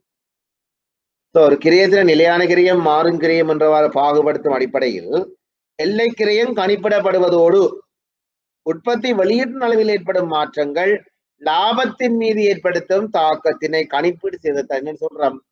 எல்லை கிரயம் சொல்றோம். உற்பத்தி வெளியீட்டின் அளவில் ஏற்படும் மாற்றங்கள் லாபத்துல என்ன மாதிரி தாக்கத்தை ஏற்படுத்துது என்றதை பார்க்கதான் எல்லை கிரயவியல். எல்லை கிரயவியல் நுட்பமானது பின்வரும் தீர்மானங்களை மேற்கொள்வதற்காக பயன்படுத்தப்படும். என்னென்ன தீர்மானம் வேண்டாம்?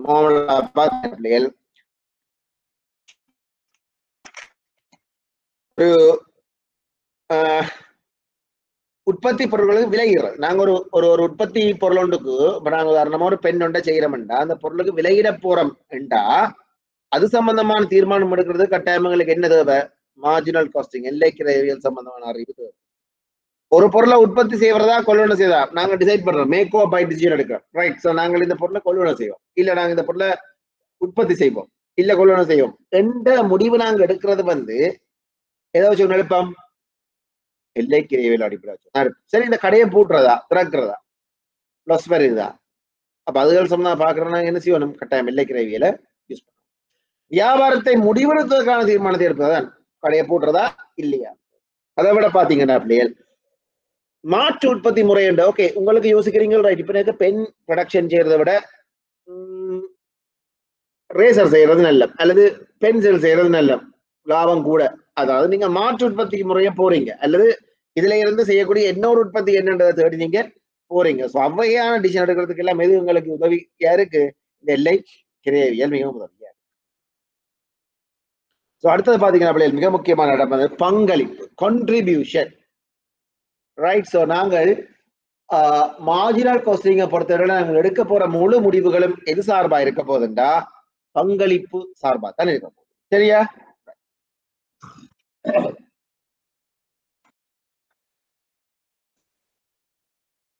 இப்ப பாப்போம் எவ்வாறு இந்த மார்ஜினல் காஸ்டிங்ல நாங்கள் என்ன செய்யறது, லாபத்தை காண்றது, என்னென்று பங்களிப்பு காண்றது, அதுக்குரிய வேற வேற சமன்பாடுகள் இருக்கா என்று சம்பந்தமா நாங்கள் இப்ப இருக்கா உதாரணம் மூலம் பார்ப்போம். நலம் இருக்கா பார்த்துக்கொள்ளும். ஒரு எல்லை கிரயவியல நாங்க லாபம் எப்படி கணிப்பிடுவோம் என்று பார்ப்போம்.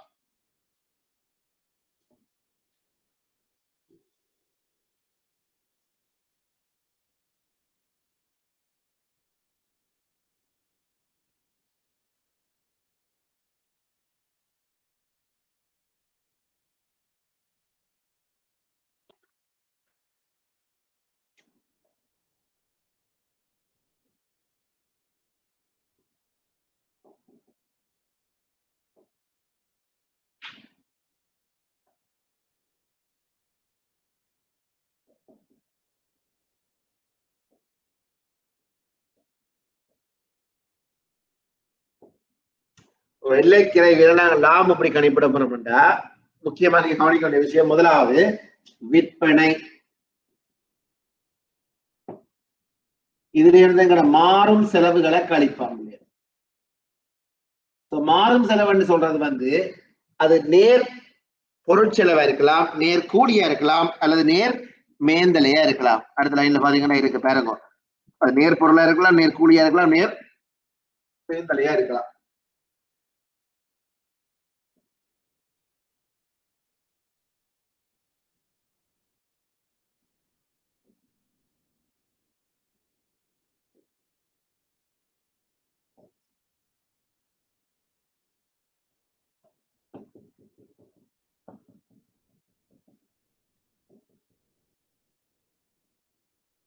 இதுல டோட்டலானுங்க மாறும் செலவு.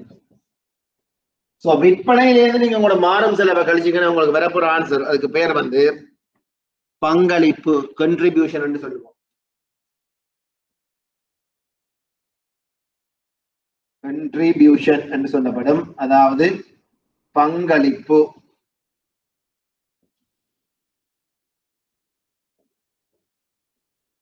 சோ மார்ஜினல் காஸ்டிங்கை பொறுத்தவரை நாங்கள் எடுக்க போற முடிவுகள் எல்லாமே பொதுவா இந்த பங்களிப்பு அடிப்படையை வச்சுதான் நாங்கள் இந்த முடிவுகளை, சரியா?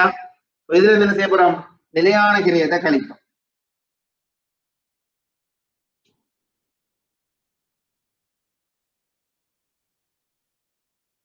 சோ நிலையான கிரயத்தை பாத்தீங்கன்னா அதுக்குள்ளேயும் சில பிரிவுகள் இருக்கு. உற்பத்தி நிலையான கிரயம், நிர்வாக நிலையான கிரயம், விற்பனை விநியோக நிலையான கிரயம், ரைட்? சோ அதுக்குள்ளேயும் உற்பத்தி சம்பந்தமான ஒரு நிலையான கிரயம் இருக்குது.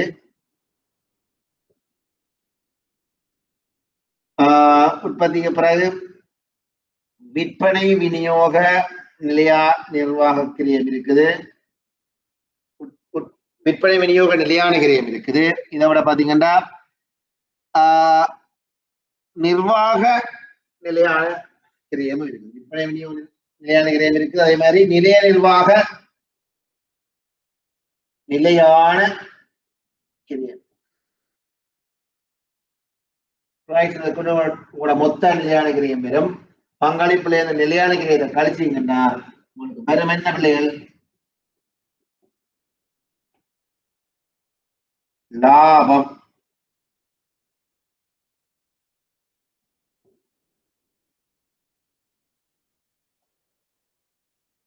ரைட்?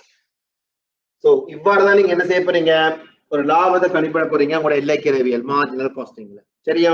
சோ இதை நாங்கள் ஷார்ட் ஃபார்மா சொல்லி நம்ம எப்படி என்ன பிள்ளைகள் காமனா சேல்ஸ் ஷார்ட் ஃபார்மா நீங்க எல்லாம் விற்பனைக்கு எஸ், மாறும் செலவுக்கு வேரியபிள் காஸ்ட், இதை கழிச்சீங்கன்னா என்ன வரும் உங்களுக்கு, கண்ட்ரிபியூஷன் வரும். சி இதுல இருந்து எஃப்சி பிக்ஸ் காஸ்ட கழிச்சீங்கன்னா உங்களுக்கு வரும். இதான் இந்த டெக்னிக், சரியா? சோ இந்த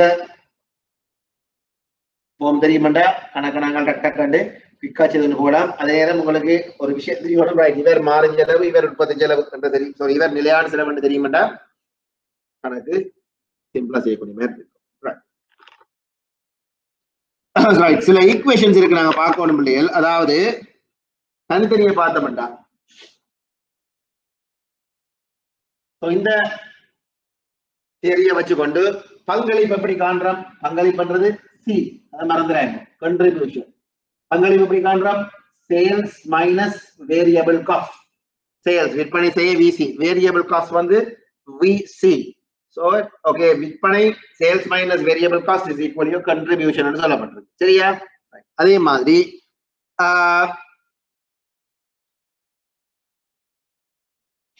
இங்க மாறுங்கிற வெள்ளைகிற சமயம், ரைட்? ஓகே, அடுத்தது இன்னொரு விதமா சொல்லலாம். எப்படி கேட்டா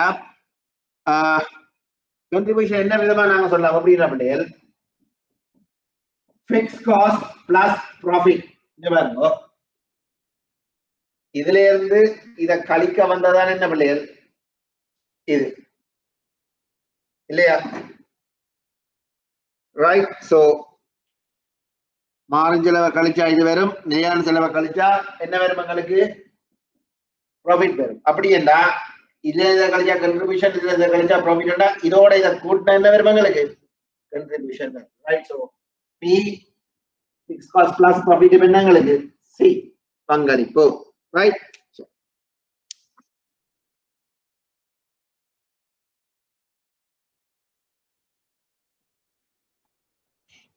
அடுத்தது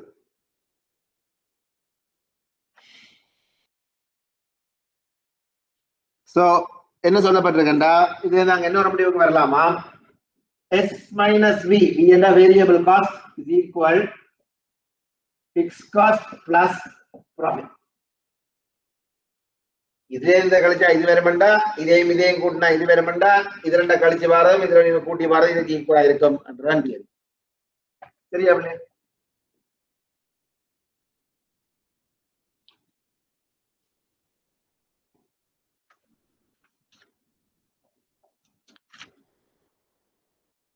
அடுத்தது உதாரணம் என்று சொல்லப்பட்டிருக்கு பாருங்க.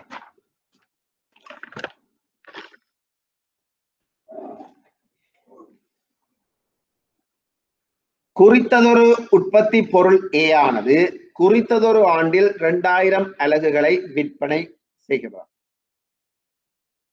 இப்பொருளின் கிரயம் வருமானம் பற்றிய தகவல்கள் வருமாறு. விற்பனை 1 லட்சம், உற்பத்தி கிரயங்கள் சொல்லப்பட்டிருக்குது. அதுல மாறும் கிரயம் வந்து 35,000, நிலையான கிரயம் 15,000, நிர்வாக நிலையான விற்பனை கிரயம் வந்து 25,000. வேண்டப்படுவது பங்களிப்பின் அடிப்படையில் வருமான கூற்றினை தயாரிக்கட்டாம். சோ வருமான கூற்றுன்னு சொல்றது என்ன? உங்களோட நீங்க லாபமோ நட்டமா பார்க்க போறதா உங்களோட வருமான கூற்று.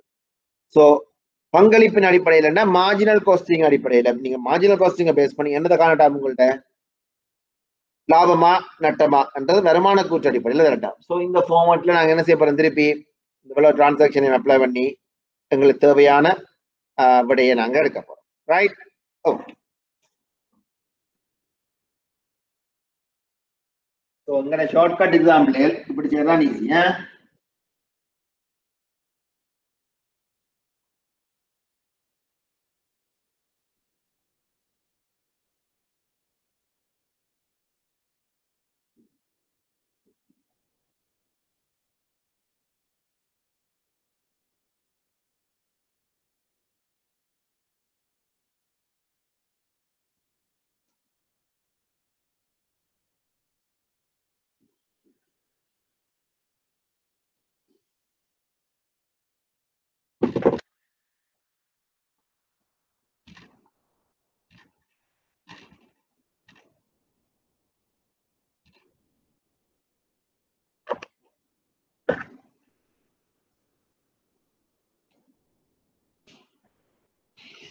ரைட். கொஸ்டினை பாருங்க. 20,000 அலகுகள் விற்பனையாகியதாம். குறித்த ஒரு உற்பத்தி பொருளானது 20,000 அலகுகள் விற்பனையாகிதான். விற்பனைகள் சொல்லப்பட்டிருக்கு 1 லட்சம், மாறுகிரியம் சொல்லப்பட்டிருக்குது, நிலையான கிரையில் ரைட். பங்களிப்பின் அடிப்படையில் வருமான கூற்றினை தயாரிக்க. சரி, நாம் ஒரு வருமான கூற்று செய்வோம்.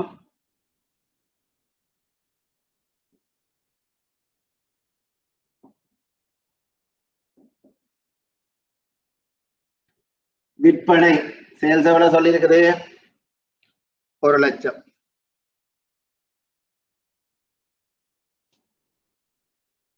உற்பத்தி கிரயத்துல பாருங்க, முதலாவது மாறும் செலவு சொல்லப்பட்டிருக்கு. வேரியபிள் காஸ்ட் எவ்வளவு? 35,000. இதை கழிச்சாங்களுக்கு என்ன வரும்? கண்ட்ரிபியூஷன் பங்களிப்பு வரும். எவ்வளவு? 67. என்ன கழிச்சிருந்தா அடுத்த ரெண்டே பாருங்க. நிலையான கிரயம் சொல்லப்பட்டிருக்கு, நிலையான நிர்வாக கிரயம் சொல்லப்பட்டிருக்கு. நிலையான கிரயம் என்றது பிக்ஸ் காஸ்ட். பிக்ஸ் காஸ்ட்ல பாத்தீங்கன்னா 2 விதமான விஷயங்கள் இருக்குது. ஒன்று 25,000 நிலையான கிரயமா பிக்ஸ் காஸ்ட். அடுத்தது நிலைய நிர்வாக விற்பனை கிரயம் 25,000. ஒன்று 15,000, அடுத்தது 25,000. ரெண்டுமே பிக்ஸ் காஸ்டோட சம்பந்தப்பட்ட விஷயம்.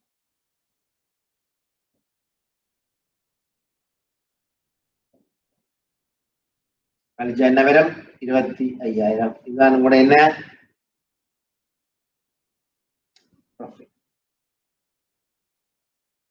லாபம் பி. ரைட், நான் கேட்ட கேள்வி.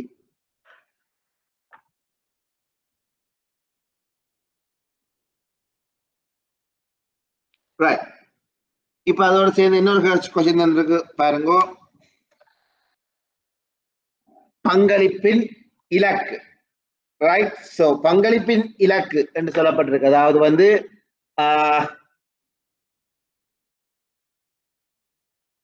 அது விற்பனை இலக்கணம் வந்திருக்கணும். பங்களிப்பின் இலக்கில விற்பனை இலக்கணம் வந்திருக்கணும். சோ விற்பனை இலக்கு நாங்க எப்படி பாக்குறோம்டா ஓகே பங்களிப்பின் இலக்கணம் சொல்லலாம். அதாவது ஒரு நிலையான கிரயத்தையும் பிக்ஸ் காஸ்டோட நீங்க உங்களோட ப்ராஃபிட்டை கூட்டினீங்க, லாபத்தை கூட்டினீங்கன்னா அதை சொல்றது பங்களிப்பின் இலக்கு. சரியா? அந்த பங்களிப்பின் இலக்கை நீங்க அழகொன்றுக்கான பங்களிப்பால பிரிப்பீங்கன்னா உங்களுக்கு என்ன வரும்? விற்பனை இலக்கு வரும். அதாவது நீங்க எக்ஸ்பெக்ட் பண்றீங்க 10 லட்சம் ரூபாய் ப்ராஃபிட் வர, 10 லட்சம் ரூபாய் நான் உழைக்கணும்டா எவ்வளவு சேல் செய்யணும், எவ்வளவு விற்கணும் என்றதை யோசிச்சீங்கன்னா அதான் கூட என்ன பங்களிப்பின் இலக்கு. Target sales. நீங்க ஒன்று டார்கெட் பண்றீங்க, ரைட், நான் இவ்வளவு வருமானம் உழைக்கணும், இவ்வளவு சேல்ஸ் நான் செய்யணும். சரியா பிள்ளை? இவ்வளவு வருமானம் உழைக்கணும், இவ்வளவு சேல்ஸ் செய்யணும்ன்றதுக்கான நீங்க என்ன செய்றீங்க?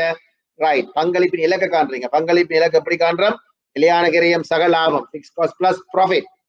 டார்கெட் சேல்ஸ் எப்படி வருது? Fix cost plus profit divided by per unit cost of contribution. அதாவது ஒரு அலகுக்கான பங்களிப்பால் என்ன செய்றீங்க? நீங்க பிரிக்கிறீங்க. நிலையான கிரயத்தை லாபத்தையும் கூட்டி ஒரு அலகுக்கான பங்களிப்பால பிரிக்கிறீங்க. அதான் அதுல சொல்லப்பட்டிருக்குது. நிலையான கிரயத்தை லாபத்தையும் கூட்டி அதுக்கு இன்னொரு பேர் இருக்குது. அந்த பேர் வந்து பங்களிப்பின் இலக்கு.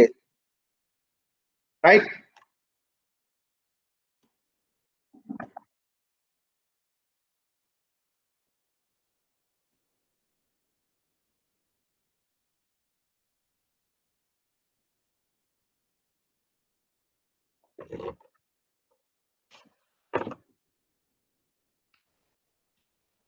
இதுல எந்த பற்றி காய்க்கணும்டா பிள்ளைகள்? டார்கெட் சேல்ஸ் பற்றி காய்க்க போயிடும்.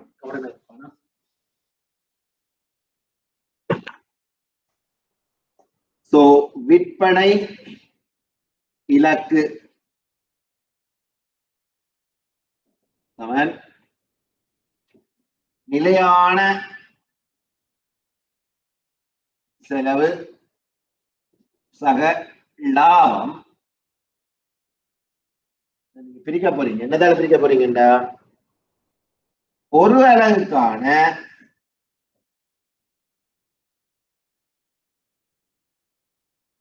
பங்களிப்பு. அதாவது என்ன செய்யுங்கடா பிள்ளைகள்? இன்னொரு ஈஸியா சொல்லிவினோம். Target sales equal fixed cost plus profit divided by C என்று சொல்லினோம். C என்றது வந்து C per unit. fixed cost நிலையான செலவு, profit லாபம், contribution per unit ஒரு அலகுக்கான பங்களிப்பால தான் நீங்க பிரிக்கணும். மொத்த contribution வந்து பிரிக்க கூடாது. contribution per unit விற்பனை இலக்கு டார்கெட் சேல்ஸ். ரைட். இப்ப நாங்க ஒரு பிசினஸ் செய்யறோம்டா, எங்களுக்கு 1 லட்சம் ரூபாய் வருமானம் வரணும்டா, நாங்க என்ன செய்யறோம்? டார்கெட் பண்றோமா? சோ நான் இவ்வளவு சேல்ஸ் செய்தாதான் இவ்வளவு டேர்ன் ஓவர் எனக்கு இருக்கும்டா தான் எனக்கு இவ்வளவு வருமானம் வரும் நான் யோசிக்கிறேன். சரியா? அதான் டார்கெட் சேல்ஸ். சோ இதுல என்ன ஒரு விஷயம் சொல்லப்பட்டிருக்கா? இந்த நிலையான செலவை லாபத்தை மட்டும் கூட்டினீங்கன்னா அதுக்கு இன்னொரு பேர் இருக்காம என்ன? பங்களிப்பு இலக்கு என்று சொல்லப்படுது. நிலையான செலவையும் பிளஸ் லாபத்தையும் கூட்டினீங்கன்னா அது சொல்றதா பங்களிப்பு இலக்கு. Target contribution. சோ உங்களோட டார்கெட் கான்ட்ரிபியூஷன் எவ்வளவு? இலக்கு பிக்ஸ் காஸ்ட் பிளஸ்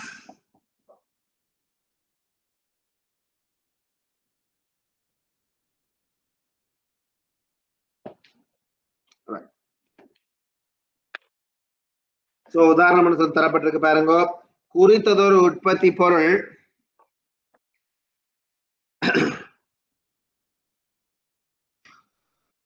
ஏ ஆனது குறித்த ஒரு ஆண்டில் 2000 அலகுகளை விற்பனை ஆகியது செய்தாச்சு.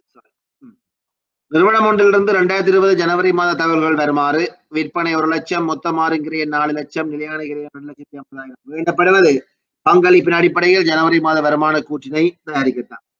ரைட். சோ செய்வோம்.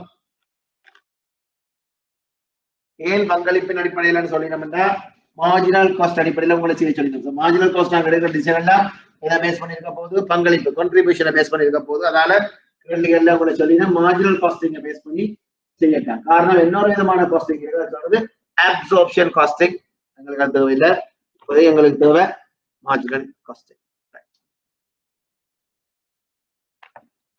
நிறுவனம் ஒன்றிலிருந்து 2010 ஜனவரி மாத காலத்திற்கான திரட்டி கொள்ளப்பட்ட தகவல்கள் வருமாறு: விற்பனை, மொத்த மாறுங்கிரயம், மாதாந்த நிலையான கிரயம். 3 விஷயம் தரப்பட்டிருக்குது. கேட்ட கேள்வி 2010 ஜனவரி மாதத்துக்கான வருமான கூற்றின் பங்களிப்பின் அடிப்படையில் தயார் செய்க. ரைட், செய்வோம். சோ வருமான கூற்றின் திரும்பலாம். சேல்ஸ் எவ்வளவு, வேரியபிள் காஸ்ட் எவ்வளவு, கழிச்சா கான்ட்ரிபியூஷன், பிக்ஸ் காஸ்ட் கழிச்சா சேல்ஸ் எவ்வளவு 1 மில்லியன், மாறுங்கிரயம் 4 லட்சம், 2 லட்சம், 4 லட்சம், பிக்ஸ் காஸ்ட் 2 லட்சம், 1 million. So contribution 6 lakhs, 4 lakhs your profit.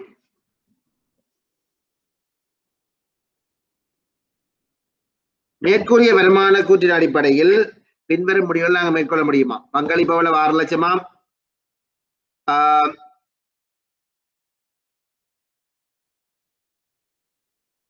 Right.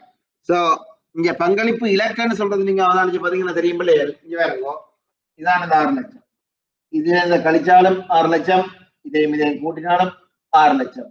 Target profit என்னன்னு சொல்லப்பட்டது? ப்ராஃபிட் பிளஸ் டார்கெட் சேல்ஸ்க்கு profit plus fixed cost divided by contribution per unit. So profit plus fixed cost என்ன? இவர் இதே கூட்டினா இவர் ஏற்கனவே சொன்னா S minus V is equal to FC plus V. அப்ப இதே கூட்டினா இவர் தானுங்கிற பங்களிப்பின் இலக்கு. தாங்க பங்களிப்பின் இலக்கை தான் என்ன பிரிக்கிறீங்க? ஒரு அளவுக்கான பங்களிப்பால பிரிக்கிறீங்க. ரைட்.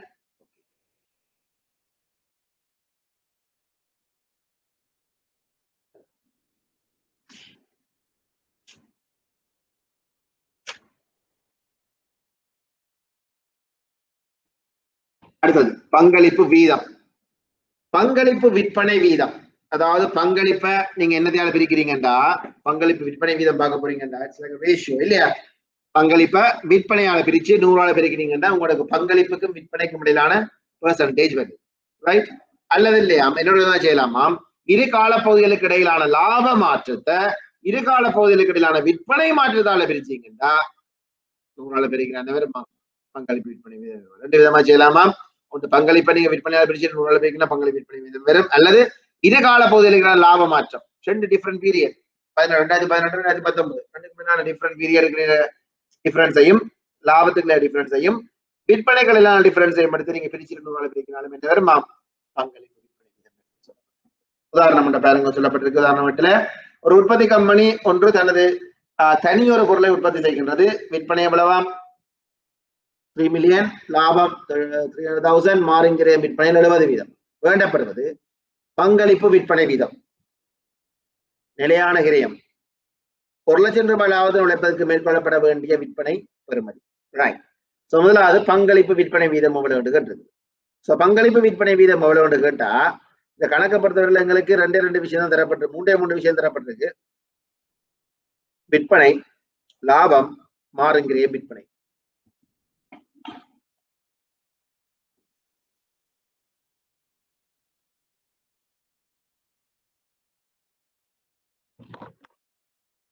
விற்பனை தரப்பட்டிருக்குது 3 மில்லியன், வேரியபிள் காஸ்ட் தெரியாது, பிக்ஸ் காஸ்ட் தெரியாது, லாபம் தெரியும் 3 lakhs.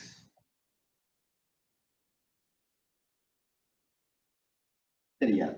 பட் எங்களுக்கு ஒரு விஷயம் தெரியுது, மாறுங்கிரயம் விற்பனையில் எவ்வளவாம் 70%. இது 100 இதுல 70 தான். அப்ப கண்ட்ரிபியூஷன் சோ இதுல 70 என்ன 3 மில்லியன்ல 70% எவ்வளவு பிள்ளைகள் 2.1 million கழிச்சீங்கடா contribution 9 lakhs. So fixed cost இதெல்லாம் கண்டுபிடிச்ச விஷயங்கள் அதெல்லாம் ஸ்டார் மார்க் போடுறோம். சரிதானே? சோ முதலாவது கேட்ட கேள்வி பங்களிப்பு விற்பனை வீதம் எவ்வளவு? பங்களிப்பு விற்பனை வீதம் எப்படி பார்க்க போறோம்? பங்களிப்பு விற்பனை வீதம் எப்படி பார்க்க போறோம்? பங்களிப்பின் கீழ் விற்பனை தர 100. பங்களிப்பு வந்து 9 lakhs, contribution 9 lakhs, sales 3 million into 100, 9/30 இல்லையா? 0.3, 30%.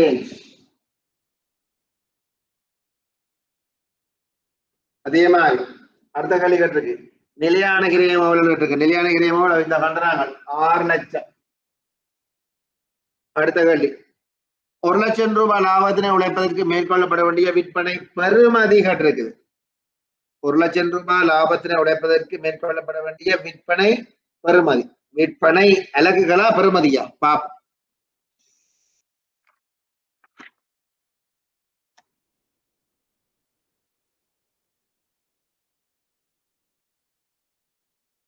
விற்பனை பெறுமதி கேட்டிருக்கு. சரியா? விற்பனை அலகுகள் கேட்டா நீங்க contribution per unit உள்ளதுக்கான பங்களிப்பால பிரிக்கணும். இது கேட்டது இங்க வந்து என்ன கேட்டிருக்குது? பெறுமதி டார்கெட் நீங்க சேல்ஸ் இந்த வேல்யூ கேட்டிருக்கு. சரியா? சோ வேல்யூ கேட்டா என்ன தால பிரிக்கணும்ன்றத பாப்போம். ரைட். சோ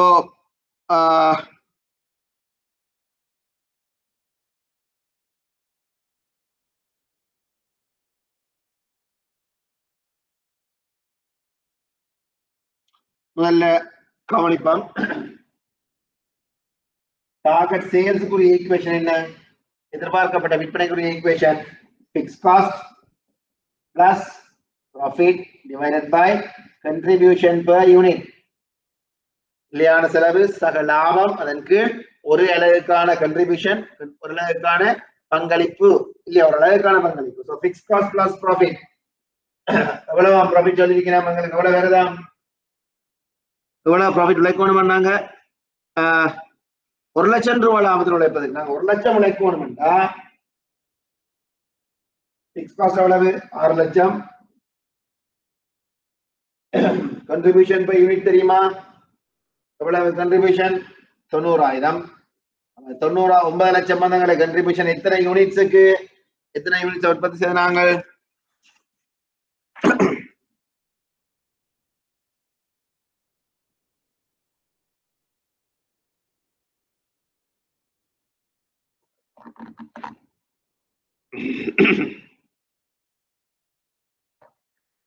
எத்தனை யூனிட்ஸ் நாங்கள் சொல்ல படையில பாப்போம்.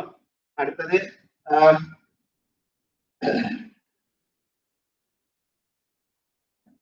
அப்படி என்ன நாங்க அசீவ் பண்ணுவோம். 30% தெரியும் எங்களுக்கு.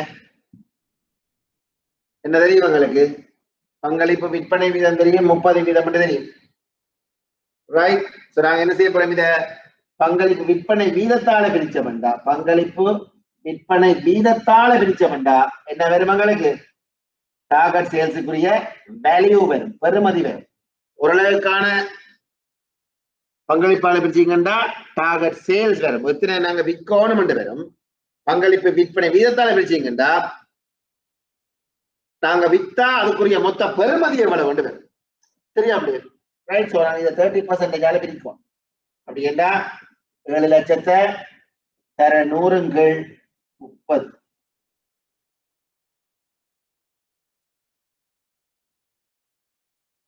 சொல்லிக்கிறீங்கடா 2,33,000 ஆன்சர் வருது.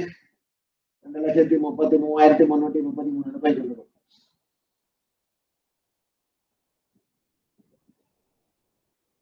ரைட்.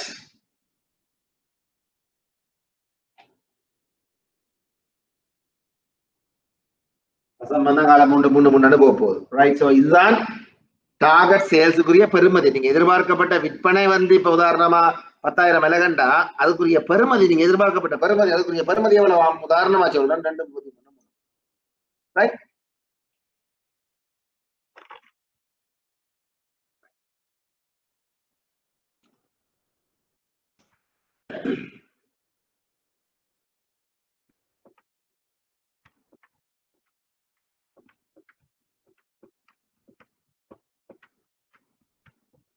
அதுல இன்னொரு உதாரணம் இருக்கு, அதையும் பார்த்துட்டு போக முடியாது. நாதன் உற்பத்தியாளர் கம்பெனி ஒரே வகையான பொருளினை உற்பத்தி செய்கின்றது. அவ்வுற்பத்தி பொருள் தொடர்பாக திரட்டி கொள்ளப்பட்ட தகவல்கள் வருமாறு. அலகொன்றுக்கான விற்பனை விலை 20 ரூபாய், அலகொன்றுக்கான மாறும் கிரயம் 14 ரூபாய் எல்லை கிரயம், ஆண்டு ஒன்றுக்கான நிலையான கிரயம் 20,000 ரூபாய், இந்நிறுவனம் ஆண்டு ஒன்றில் 12,000 அலகுகள் உற்பத்தி செய்கின்றன கருதுக. முதலாவது கேள்வி, அலகொன்றுக்கான பங்களிப்பை கணிப்பிடுங்க. சோ ரைட், அலகொன்றுக்கான பங்களிப்பு கேட்டா நாங்கள் ஃபார்மேட்ல போவோம்.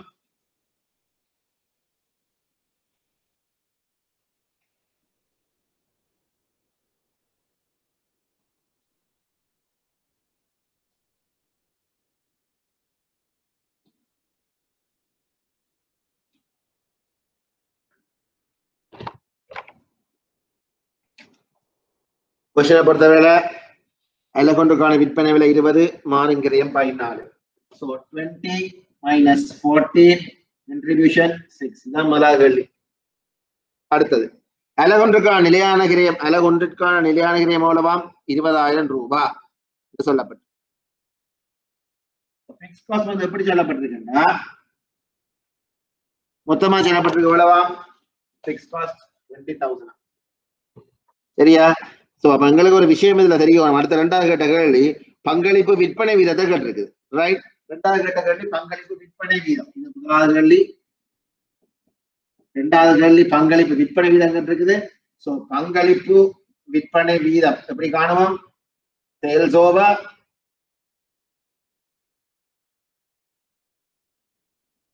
contribution over sales into 100. 6/20 தர 100. அப்ப 5 எவ்வளவு? 30 வீதம்.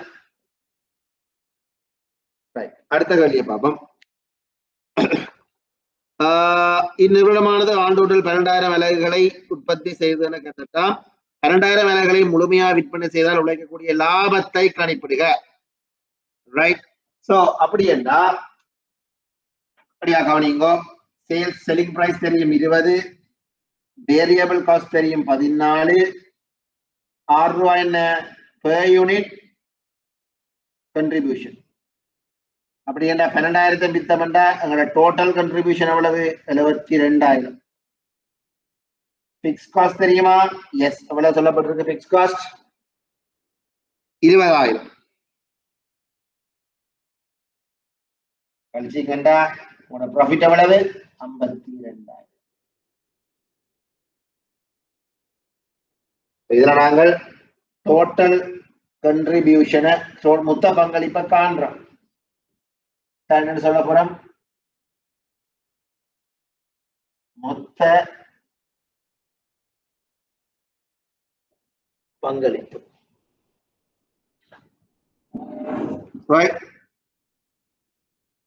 எவ்வளவு ப்ராஃபிட் வருது உங்களுக்கு?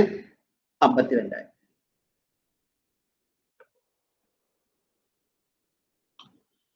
ரைட், சோ நாங்க அடுத்து இதுக்கு போவோம்.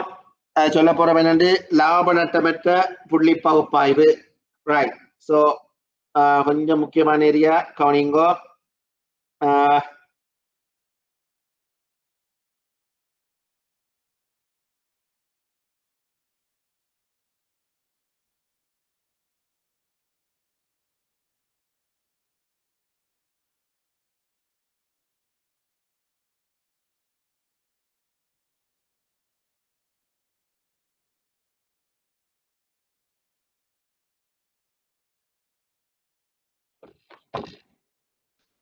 ரைட், லாப நட்டமற்ற புள்ளி பகுப்பாய்வு.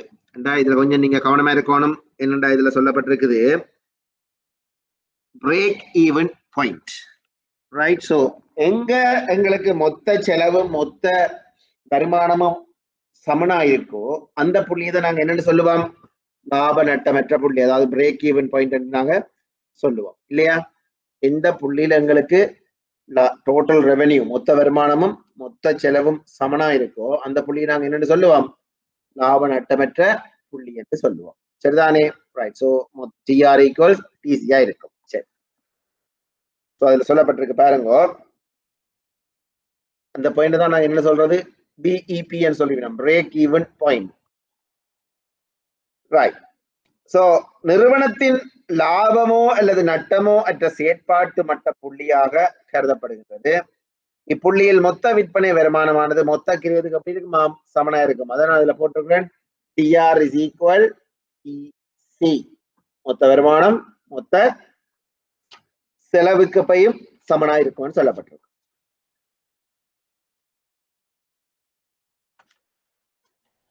குறுங்கால திட்டமிடல் நோக்கங்களுக்கு இப்பகுப்பாய்வின் முடிவுகள் பயனுடையவையாக அமைகின்றன. செயற்பாட்டு மட்டங்களில் சிறு மாற்றங்கள் ஏற்படும் இடத்து கிரயம், விற்பனை அளவு, லாபம் என்பவற்றில் ஏற்படக்கூடிய தாக்கங்களை இவ்வாய்வின் முடிவுகள் வெளிப்படுத்துவதாக அமையும். லாப நட்டமற்ற புள்ளி பகுப்பாய்வின் எடுகோள்கள். லாப நட்டமற்ற புள்ளி பகுப்பாய்வானது பின்வரும் எடுகோள்களை அடிப்படையாக கொண்டதாகும். ரைட், சில எடுகோள்களை அடிப்படை வச்சுதான் இந்த லாப நட்டம் கணிப்பிடப்படுது.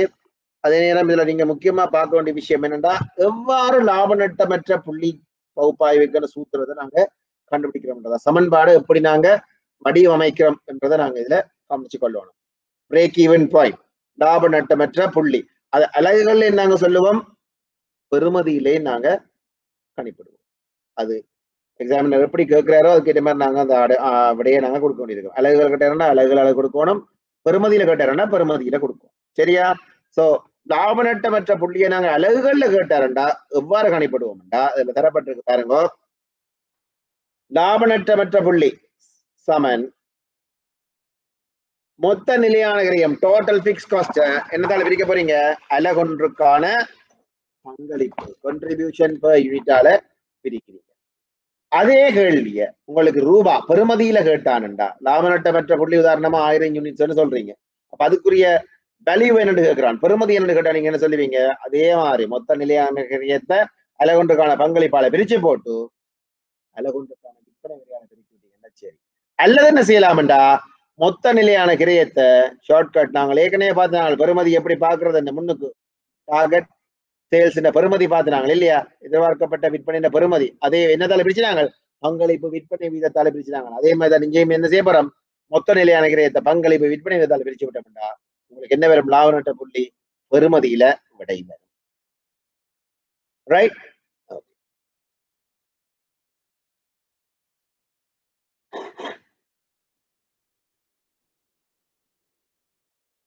ஒரு விஷயம் உங்களுக்கு தெரியணும், இதுல லாப நட்டமற்ற புள்ளியில சொல்லப்பட்டிருக்கு பாருங்க, லாப நட்டமற்ற புள்ளியில பிள்ளைகள் டோட்டல் கன்ட்ரிபியூஷன் வந்து is equal to total cost of, லாப நட்டமற்ற புள்ளியில எப்பையும் மொத்த பங்களிப்பும் நிலையான கிரயமும் சமனாக அமையும்.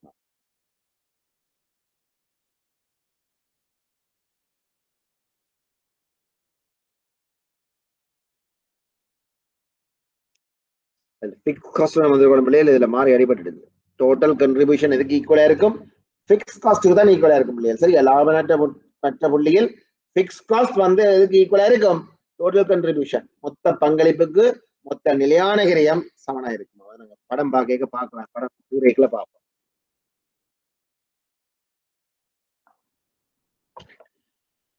சோ நாங்கள் பிரேக் ஈவன் பாயிண்ட் சம்பந்தமான கேள்விகள் பார்க்கணும். அதுக்கு முதல்ல நாங்க விரைவுகளை பார்த்துட்டு பிரேக் ஈவன் பாயிண்ட் எப்படி கணிப்பீடு செய்யறதுன்றதை பார்ப்போம். சரியா? அதுல பாருங்க, அதுல இன்னொரு விஷயம் சொல்லி இருக்குது, பாதுகாப்பு எல்லை. உண்மையான விற்பனைக்கும் அல்லது பாதிரப்பட்ட விற்பனைக்கும் லாப நட்டமற்ற புள்ளியினை விற்பனைக்கும் இடையிலான வேறுபாடு பாதுகாப்பு எல்லை எனப்படும். அதாவது உண்மையான விற்பனையா இருக்கலாம் அல்லது பாதிரப்பட்ட விற்பனையா இருக்கலாம். ரைட், அல்லது லாப நட்டமற்ற புள்ளியிலான விற்பனையா இருக்கலாம். இதற்கான வேறுபாடு என்ன, வேறுபாடுதான் பாதுகாப்பு எல்லை. சோ பாதுகாப்பு எல்லை சமன் பாதிரப்பட்ட விற்பனை லாப நட்ட மற்ற புள்ளியிலான விற்பனை. சோ பாதிரப்பட்ட விற்பனை, நீங்க எக்ஸ்பெக்டட் சேல்ஸ் நீங்க யோசிக்கிறீங்க 10,000 விற்கணும், இதான் உங்களோட எக்ஸ்பெக்டட் சேல்ஸ். அதுல இருந்து என்ன செய்றீங்க, லாப நட்டமற்ற புள்ளியிலான விற்பனை பிரேக் ஈவன் சேல்ஸை கழிச்சீங்கண்டா அதுதான் உங்களோட என்ன, பாதுகாப்பு எல்லை.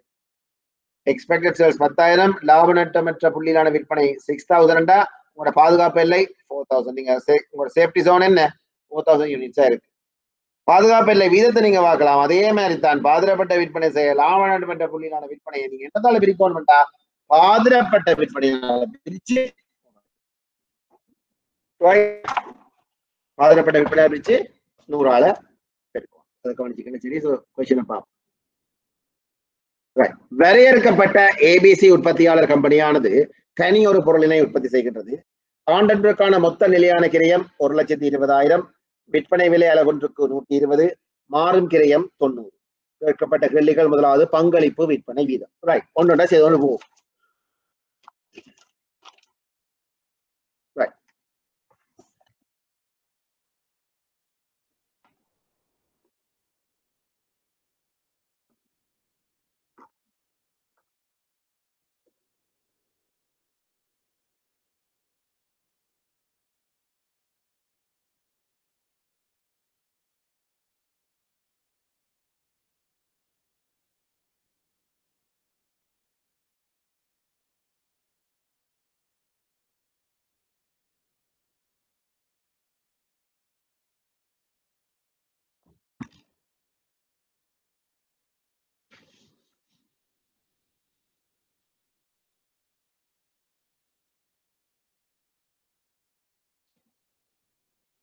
ரைட், கவனிங்கோ.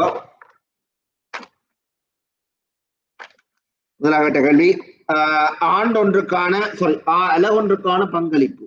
எஸ், ஸோ முதலாவது வந்து அலகொன்றுக்கான பங்களிப்பு, தென் பங்களிப்பு விற்பனை வீதம். ரைட், ஸோ நாங்க பார்ப்போம் இப்ப. ரைட், ஸோ பங்களிப்பு விற்பனை வீதம். வரையறுக்கப்பட்ட ஏபிசி உற்பத்தியாளர் தனியொரு பொருளை உற்பத்தி செய்வது பங்களிப்பு விற்பனை வீதம் கற்றுக்கு அலகொன்றுக்கான பங்களிப்பு. ஓகே, ஸோ இதுல எங்களுக்கு தெரியும் விற்பனை விலை அலகொன்றுக்கு எவ்வளவு? 120. ஸோ செல்லிங் பிரைஸ் அல்லது sales selling price 120. Variable cost per unit 90. So contribution 30 இல்லையா? சரி, ஆண்டொன்றுக்கான மொத்த நிலையான கிரயம் தெரியும் 120,000. ஸோ டோட்டல் பிக்ஸ் காஸ்ட் எவ்வளவாம்? 120,000. Then profit. இதை வச்சு எடுக்கலாமா? இல்ல, இது வந்து per unit contribution per unit. நாங்க என்ன செய்யணும்? உங்களுக்கு என்ன வேணும்? டோட்டல் கண்ட்ரிபியூஷன், மொத்த பங்களிப்பு வேணும்.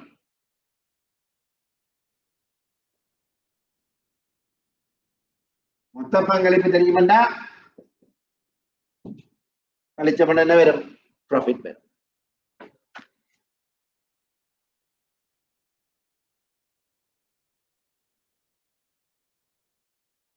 கேட்ட முதலாவது கேள்வி அலகொன்றுக்கான பங்களிப்பு. முதலாவது கேட்ட கேள்விக்கு answer contribution by unit 30.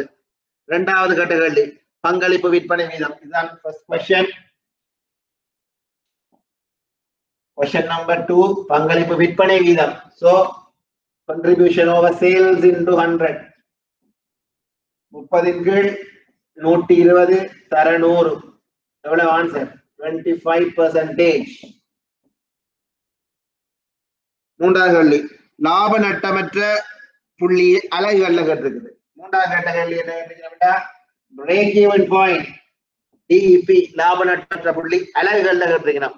So லாப நட்டமற்ற புள்ளி எவ்வாறு காணுவோம்?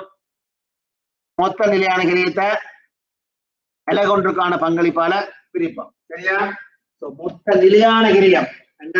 Total fix cost. மொத்த நிலையான என்னதால பிரிக்க போறீங்க? அலகொன்றுக்கான பங்களிப்பு contribution per unit. So total fix cost மொத்த நிலையான கிரயம் எவ்வளவு? 1,20,000. அலகொன்றுக்கான பங்களிப்பு எவ்வளவு? 30. கேட்ட கேள்வி யூனிட்ஸ்ல கேட்டிருக்குது, அலகுகள்ல கேட்டிருக்குது. பிள்ளைகள் யூனிட்ஸ் பிரிச்சிங்கண்டா பிரேக் ஈவன் பாயிண்ட் எவ்வளவு? 4,000. அடுத்த கேள்வி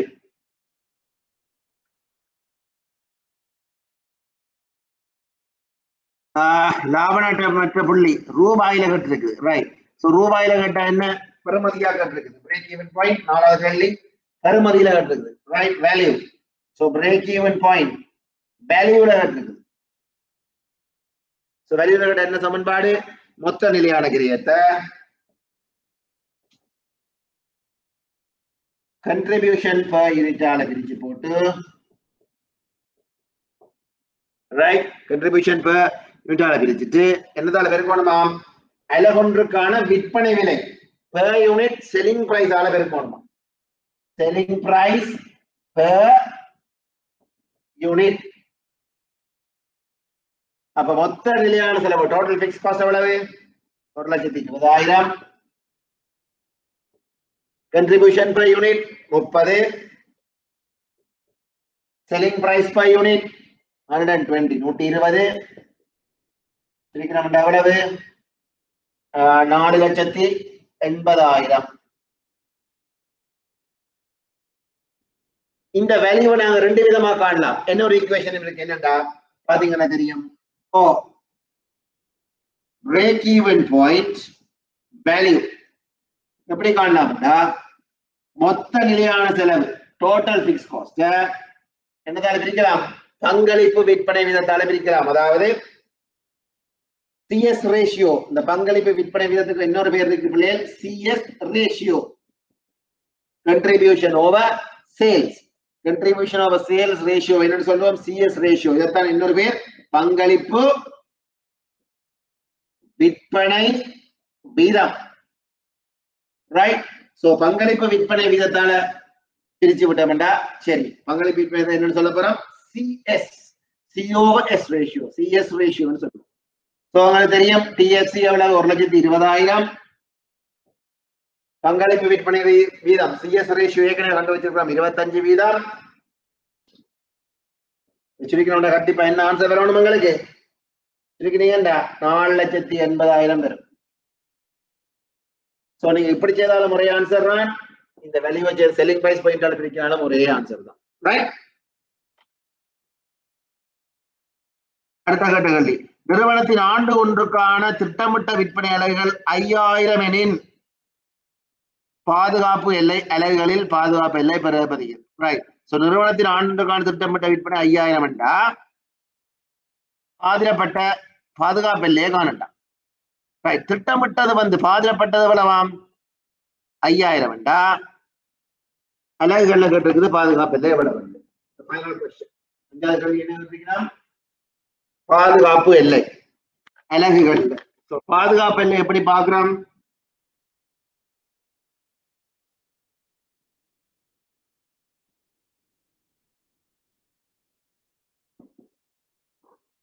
எக்ஸ்பெக்டட் சேல்ஸ் திட்டமிட்ட விற்பனை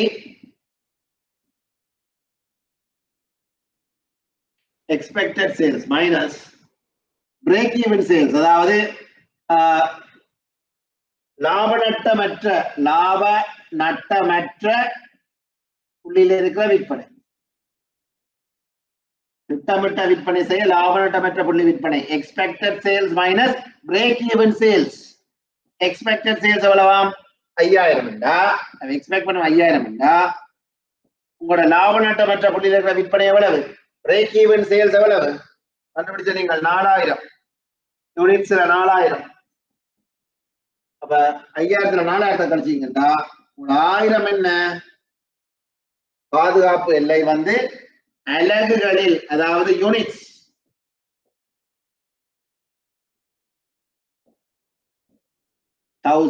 யூனிட்ஸ் அலகுகள். அடுத்த கேள்வி கேட்டிருக்குது. பாதுகாப்பு எல்லைய பெருமதியில சொன்னா எப்படின்னு சொல்லிருக்கேன். பெருமதியில சொன்னா இதுல பெரிய கஷ்டம் இல்ல. 1000 யூனிட்ஸ் என்றா அந்த பெருமதிய அந்த வேல்யூ நீங்க என்ன செய்யணும்? ஒரு அளவுக்கான விற்பனை விலையால பெருக்கி விட்டீங்கன்னா பாதுகாப்பு எல்லைக்குரிய பெருமதி உங்களுக்கு வரும். ரைட்.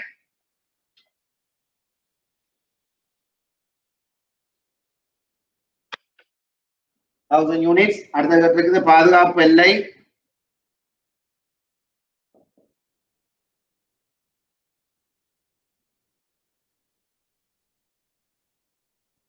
பெருமதியில கேட்டிருக்குது. So 1,000 units into 120. 120 வந்து உங்களோட செல்லிங் பிரைஸ் பெருக்கி விட்டீங்கன்னா 120. 120,000.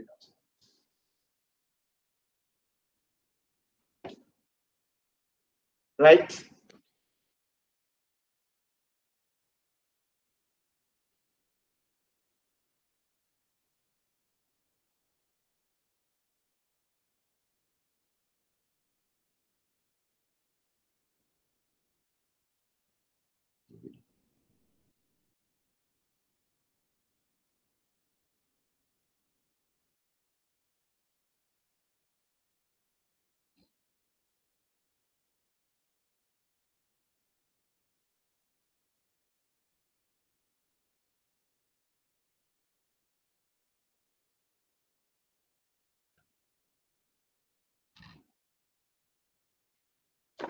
ரைட். அடுத்தது பாருங்க, அடுத்தது கதைக்கப்பட்டிருக்குது வரைபட ரீதியா உங்களுக்கு கதைக்கப்பட்டிருக்கு விஷயங்கள். ரைட், பாப்போம். சோ நாங்க வரைபடத்துக்கு சரி வரைபடத்துக்கு போவோம். So yes,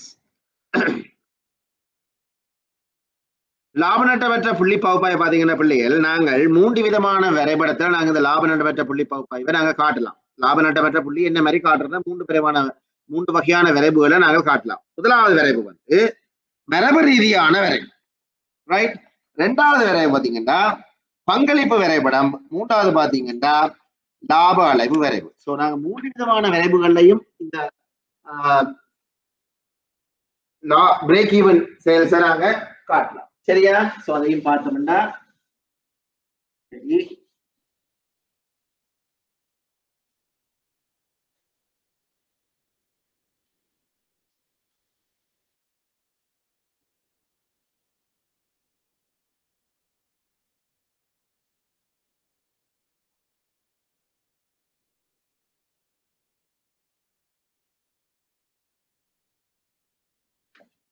right.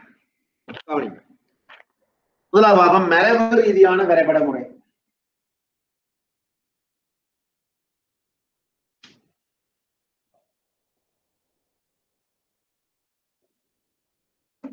மரபு ரீதியான வரைபட முறை.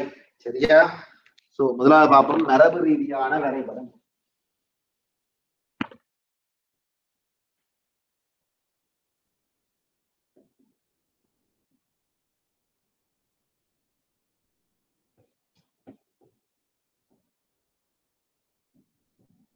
ரைட். சோ அதுக்கு சில தரவுகள் தரப்பட்டிருக்கு பாருங்க. முதலாவது செயற்பாட்டு மட்டம்,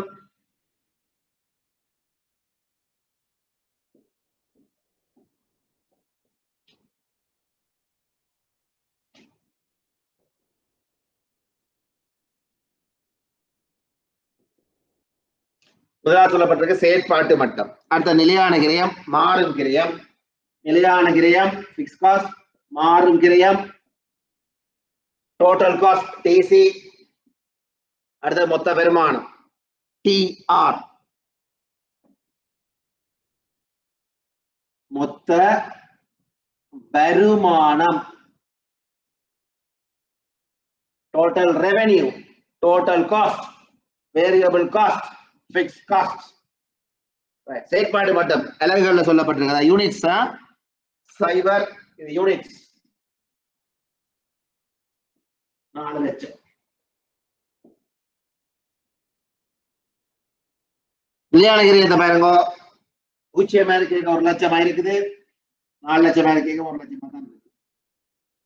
வேரியபிள் காஸ்ட் 0 இருக்கு, 0 இருக்குது, 4 லட்சமா இருக்கு, 2 லட்சமா இருக்கு. சோ டோட்டல் காஸ்ட் பாத்தீங்கன்னா இதே மாதிரி கூட்டினா டோட்டல் காஸ்ட் வரும். சோ ரெவென்யூ பாத்தீங்கன்னா டோட்டல் ரெவென்யூ முதலாவது 0 இருக்குது, இரண்டாவது 4 லட்சம். சோ இந்த தரவுகள் அடிப்படையா வச்சுக்கோ நாங்க இப்ப என்ன செய்ய போறோம், மரபு ரீதியான வரைபடத்தை வரைய போறோம்.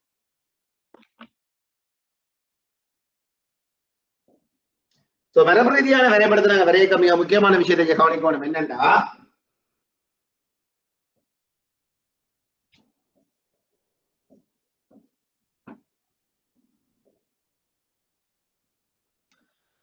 மரபு ரீதியான வரைபடத்தை வரைக்க நாங்க கவனிக்க போற விஷயம் என்னன்னா, முதலாவது நிலையான கிரயத்தை கீறோணம், மொத்த வருமானத்தை கீறோணம், அடுத்தது மொத்த கிரியம். ரைட். சோ இந்த 3 விஷயத்தை நாங்க இங்க என்ன செய்வோம், கன்சிடர் பண்ணுவோம். Fix cost, TC, TR. So இதெல்லாம் ஞாபகம் வச்சுட்டீங்கன்னா தச்சிலாவன் பிரேக் ஈவன் கிராஃப்ல கேட்டான உங்களுக்கு இருக்கக்கூடிய மாதிரி இருக்கும். சரிதானே? ரைட். சோ முதலாவது பாத்தீங்கன்னா பிக்ஸ் காஸ்ட் 0 இருக்கு, எவ்வளவு பிக்ஸ் காஸ்ட் இருக்குது, 1 லட்சம். ரைட். 100, 200, 300, 400, 100, 200, 300, 400. சோ ஃபிக்ஸ் காஸ்ட் பாருங்க 0 வேற கேக்கல 0 வேற இருக்குது 400,000லயும்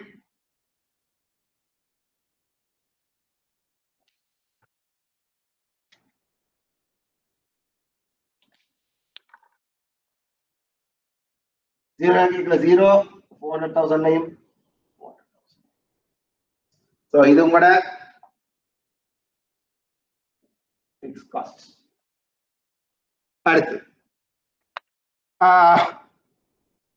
டோட்டல் காஸ்ட் கீறுவோம். சோ டோட்டல் காஸ்ட் கீறீங்கன்னா டோட்டல் காஸ்ட் பாருங்க 0 வேற கேக்க எவ்வளவு இருக்கு டோட்டல் காஸ்ட் 1 lakh இருக்கு. 0 வேற கேக்க 1 lakh இருக்குது. 400,000 கேக்கல எவ்வளவு இருக்குது யூனிட்ஸ் 400,000 கேக்கல 300,000 இருக்கு. 400 கேக்கல இங்க இருக்கு 300 இருக்கு.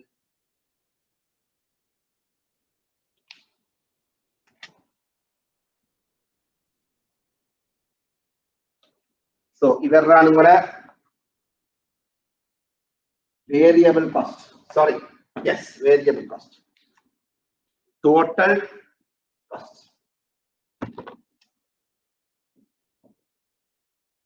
அடுத்து டோட்டல் ரெவென்யூ பாத்தீங்கன்னா தெரியும் 0 வேற கேட்க டோட்டல் ரெவென்யூ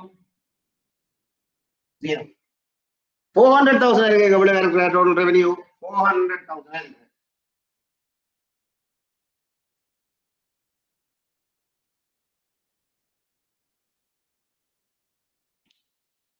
இப்படி போற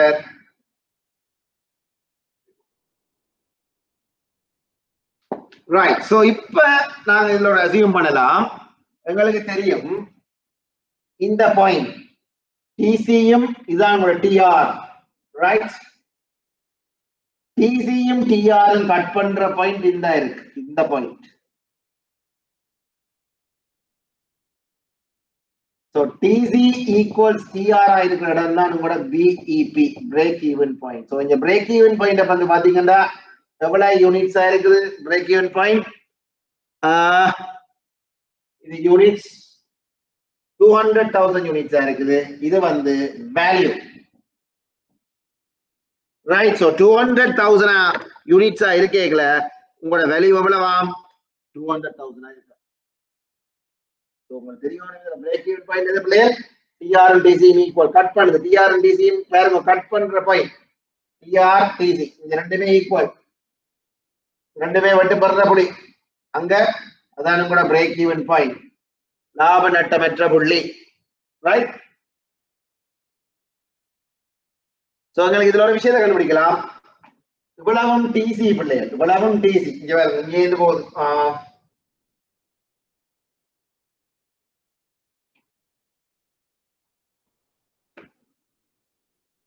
எஸ் இவ்வளவும் டிசி இவ்வளவும் எஃப்சி சரியா பிள்ளைய. சோ இவ்வளவும் டிசி எஸ். சோ கவனிக்கணும். அப்ப இவ்வளவும் என்னவா இருக்கும் உங்களுக்கு கண்டிப்பா வேரியபிள் காஸ்டா இருக்கும். அப்ப இவ்வளவும் உங்களுக்கு டோட்டல் காஸ்ட் என்ன இந்த இவ்வளவு வேரியபிள் காஸ்ட் இது பிக்ஸ் காஸ்ட் ஃபுல்லா டோட்டல் காஸ்ட். அதே மாதிரி இன்னொரு விஷயத்தை இதுல கவனிக்கோட்டீங்க இதுதான் உங்களோட பிரேக் ஈவன் பாயிண்ட். இந்த பிரேக் ஈவன் பாயிண்ட்ல இதுக்கு முதல் இந்த ஏரியா எல்லாம் உங்களுக்கு என்ன ஏரியா லாஸ். இதுக்கு பிறகு வந்த எல்லாம் ப்ராஃபிட். சோ இவ்விடத்துல உங்களோட ப்ராஃபிட் வந்து 0 neither profit or loss. அங்க லாபம் இல்ல நட்டம் இல்லாத புள்ளி தான் இந்த புள்ளி. TR and TC பெற்ற புள்ளி அங்க TR and TC ஈக்குவலா இருக்கும். சரியா பிள்ளை என்ன விஷயம் சொல்லப்பட்டிருக்குது பாத்தீங்கன்னா தெரியும். சோ இதான் உழைக்கப்படுற லாபம் இவ்வளவுதான் உழைக்கப்படுற லாபம் இந்த ஏரியா இங்க எவ்வளவு லாஸ் எவ்வளவு லாஸ்.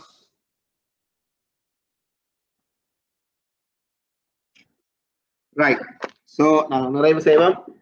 மிச்ச ரெண்டு கிராஃபையும் அடுத்த கிளாஸ் பார்ப்போம். பார்த்துட்டு இதுல கொஞ்சம் கணக்குகள் செய்தோம்னா இந்த பாடத்தை முடிக்கலாம். அடுத்தது NPV ரெண்டு ஏரியா இருக்கு. இந்த கிளாஸ்ல முடிச்சுட்டு ரெண்டு கிளாஸ்ல முடிச்சுட்டு நாங்க ரிவிஷனை செய்யலாம். ரைட். தேங்க்யூ. பாய்.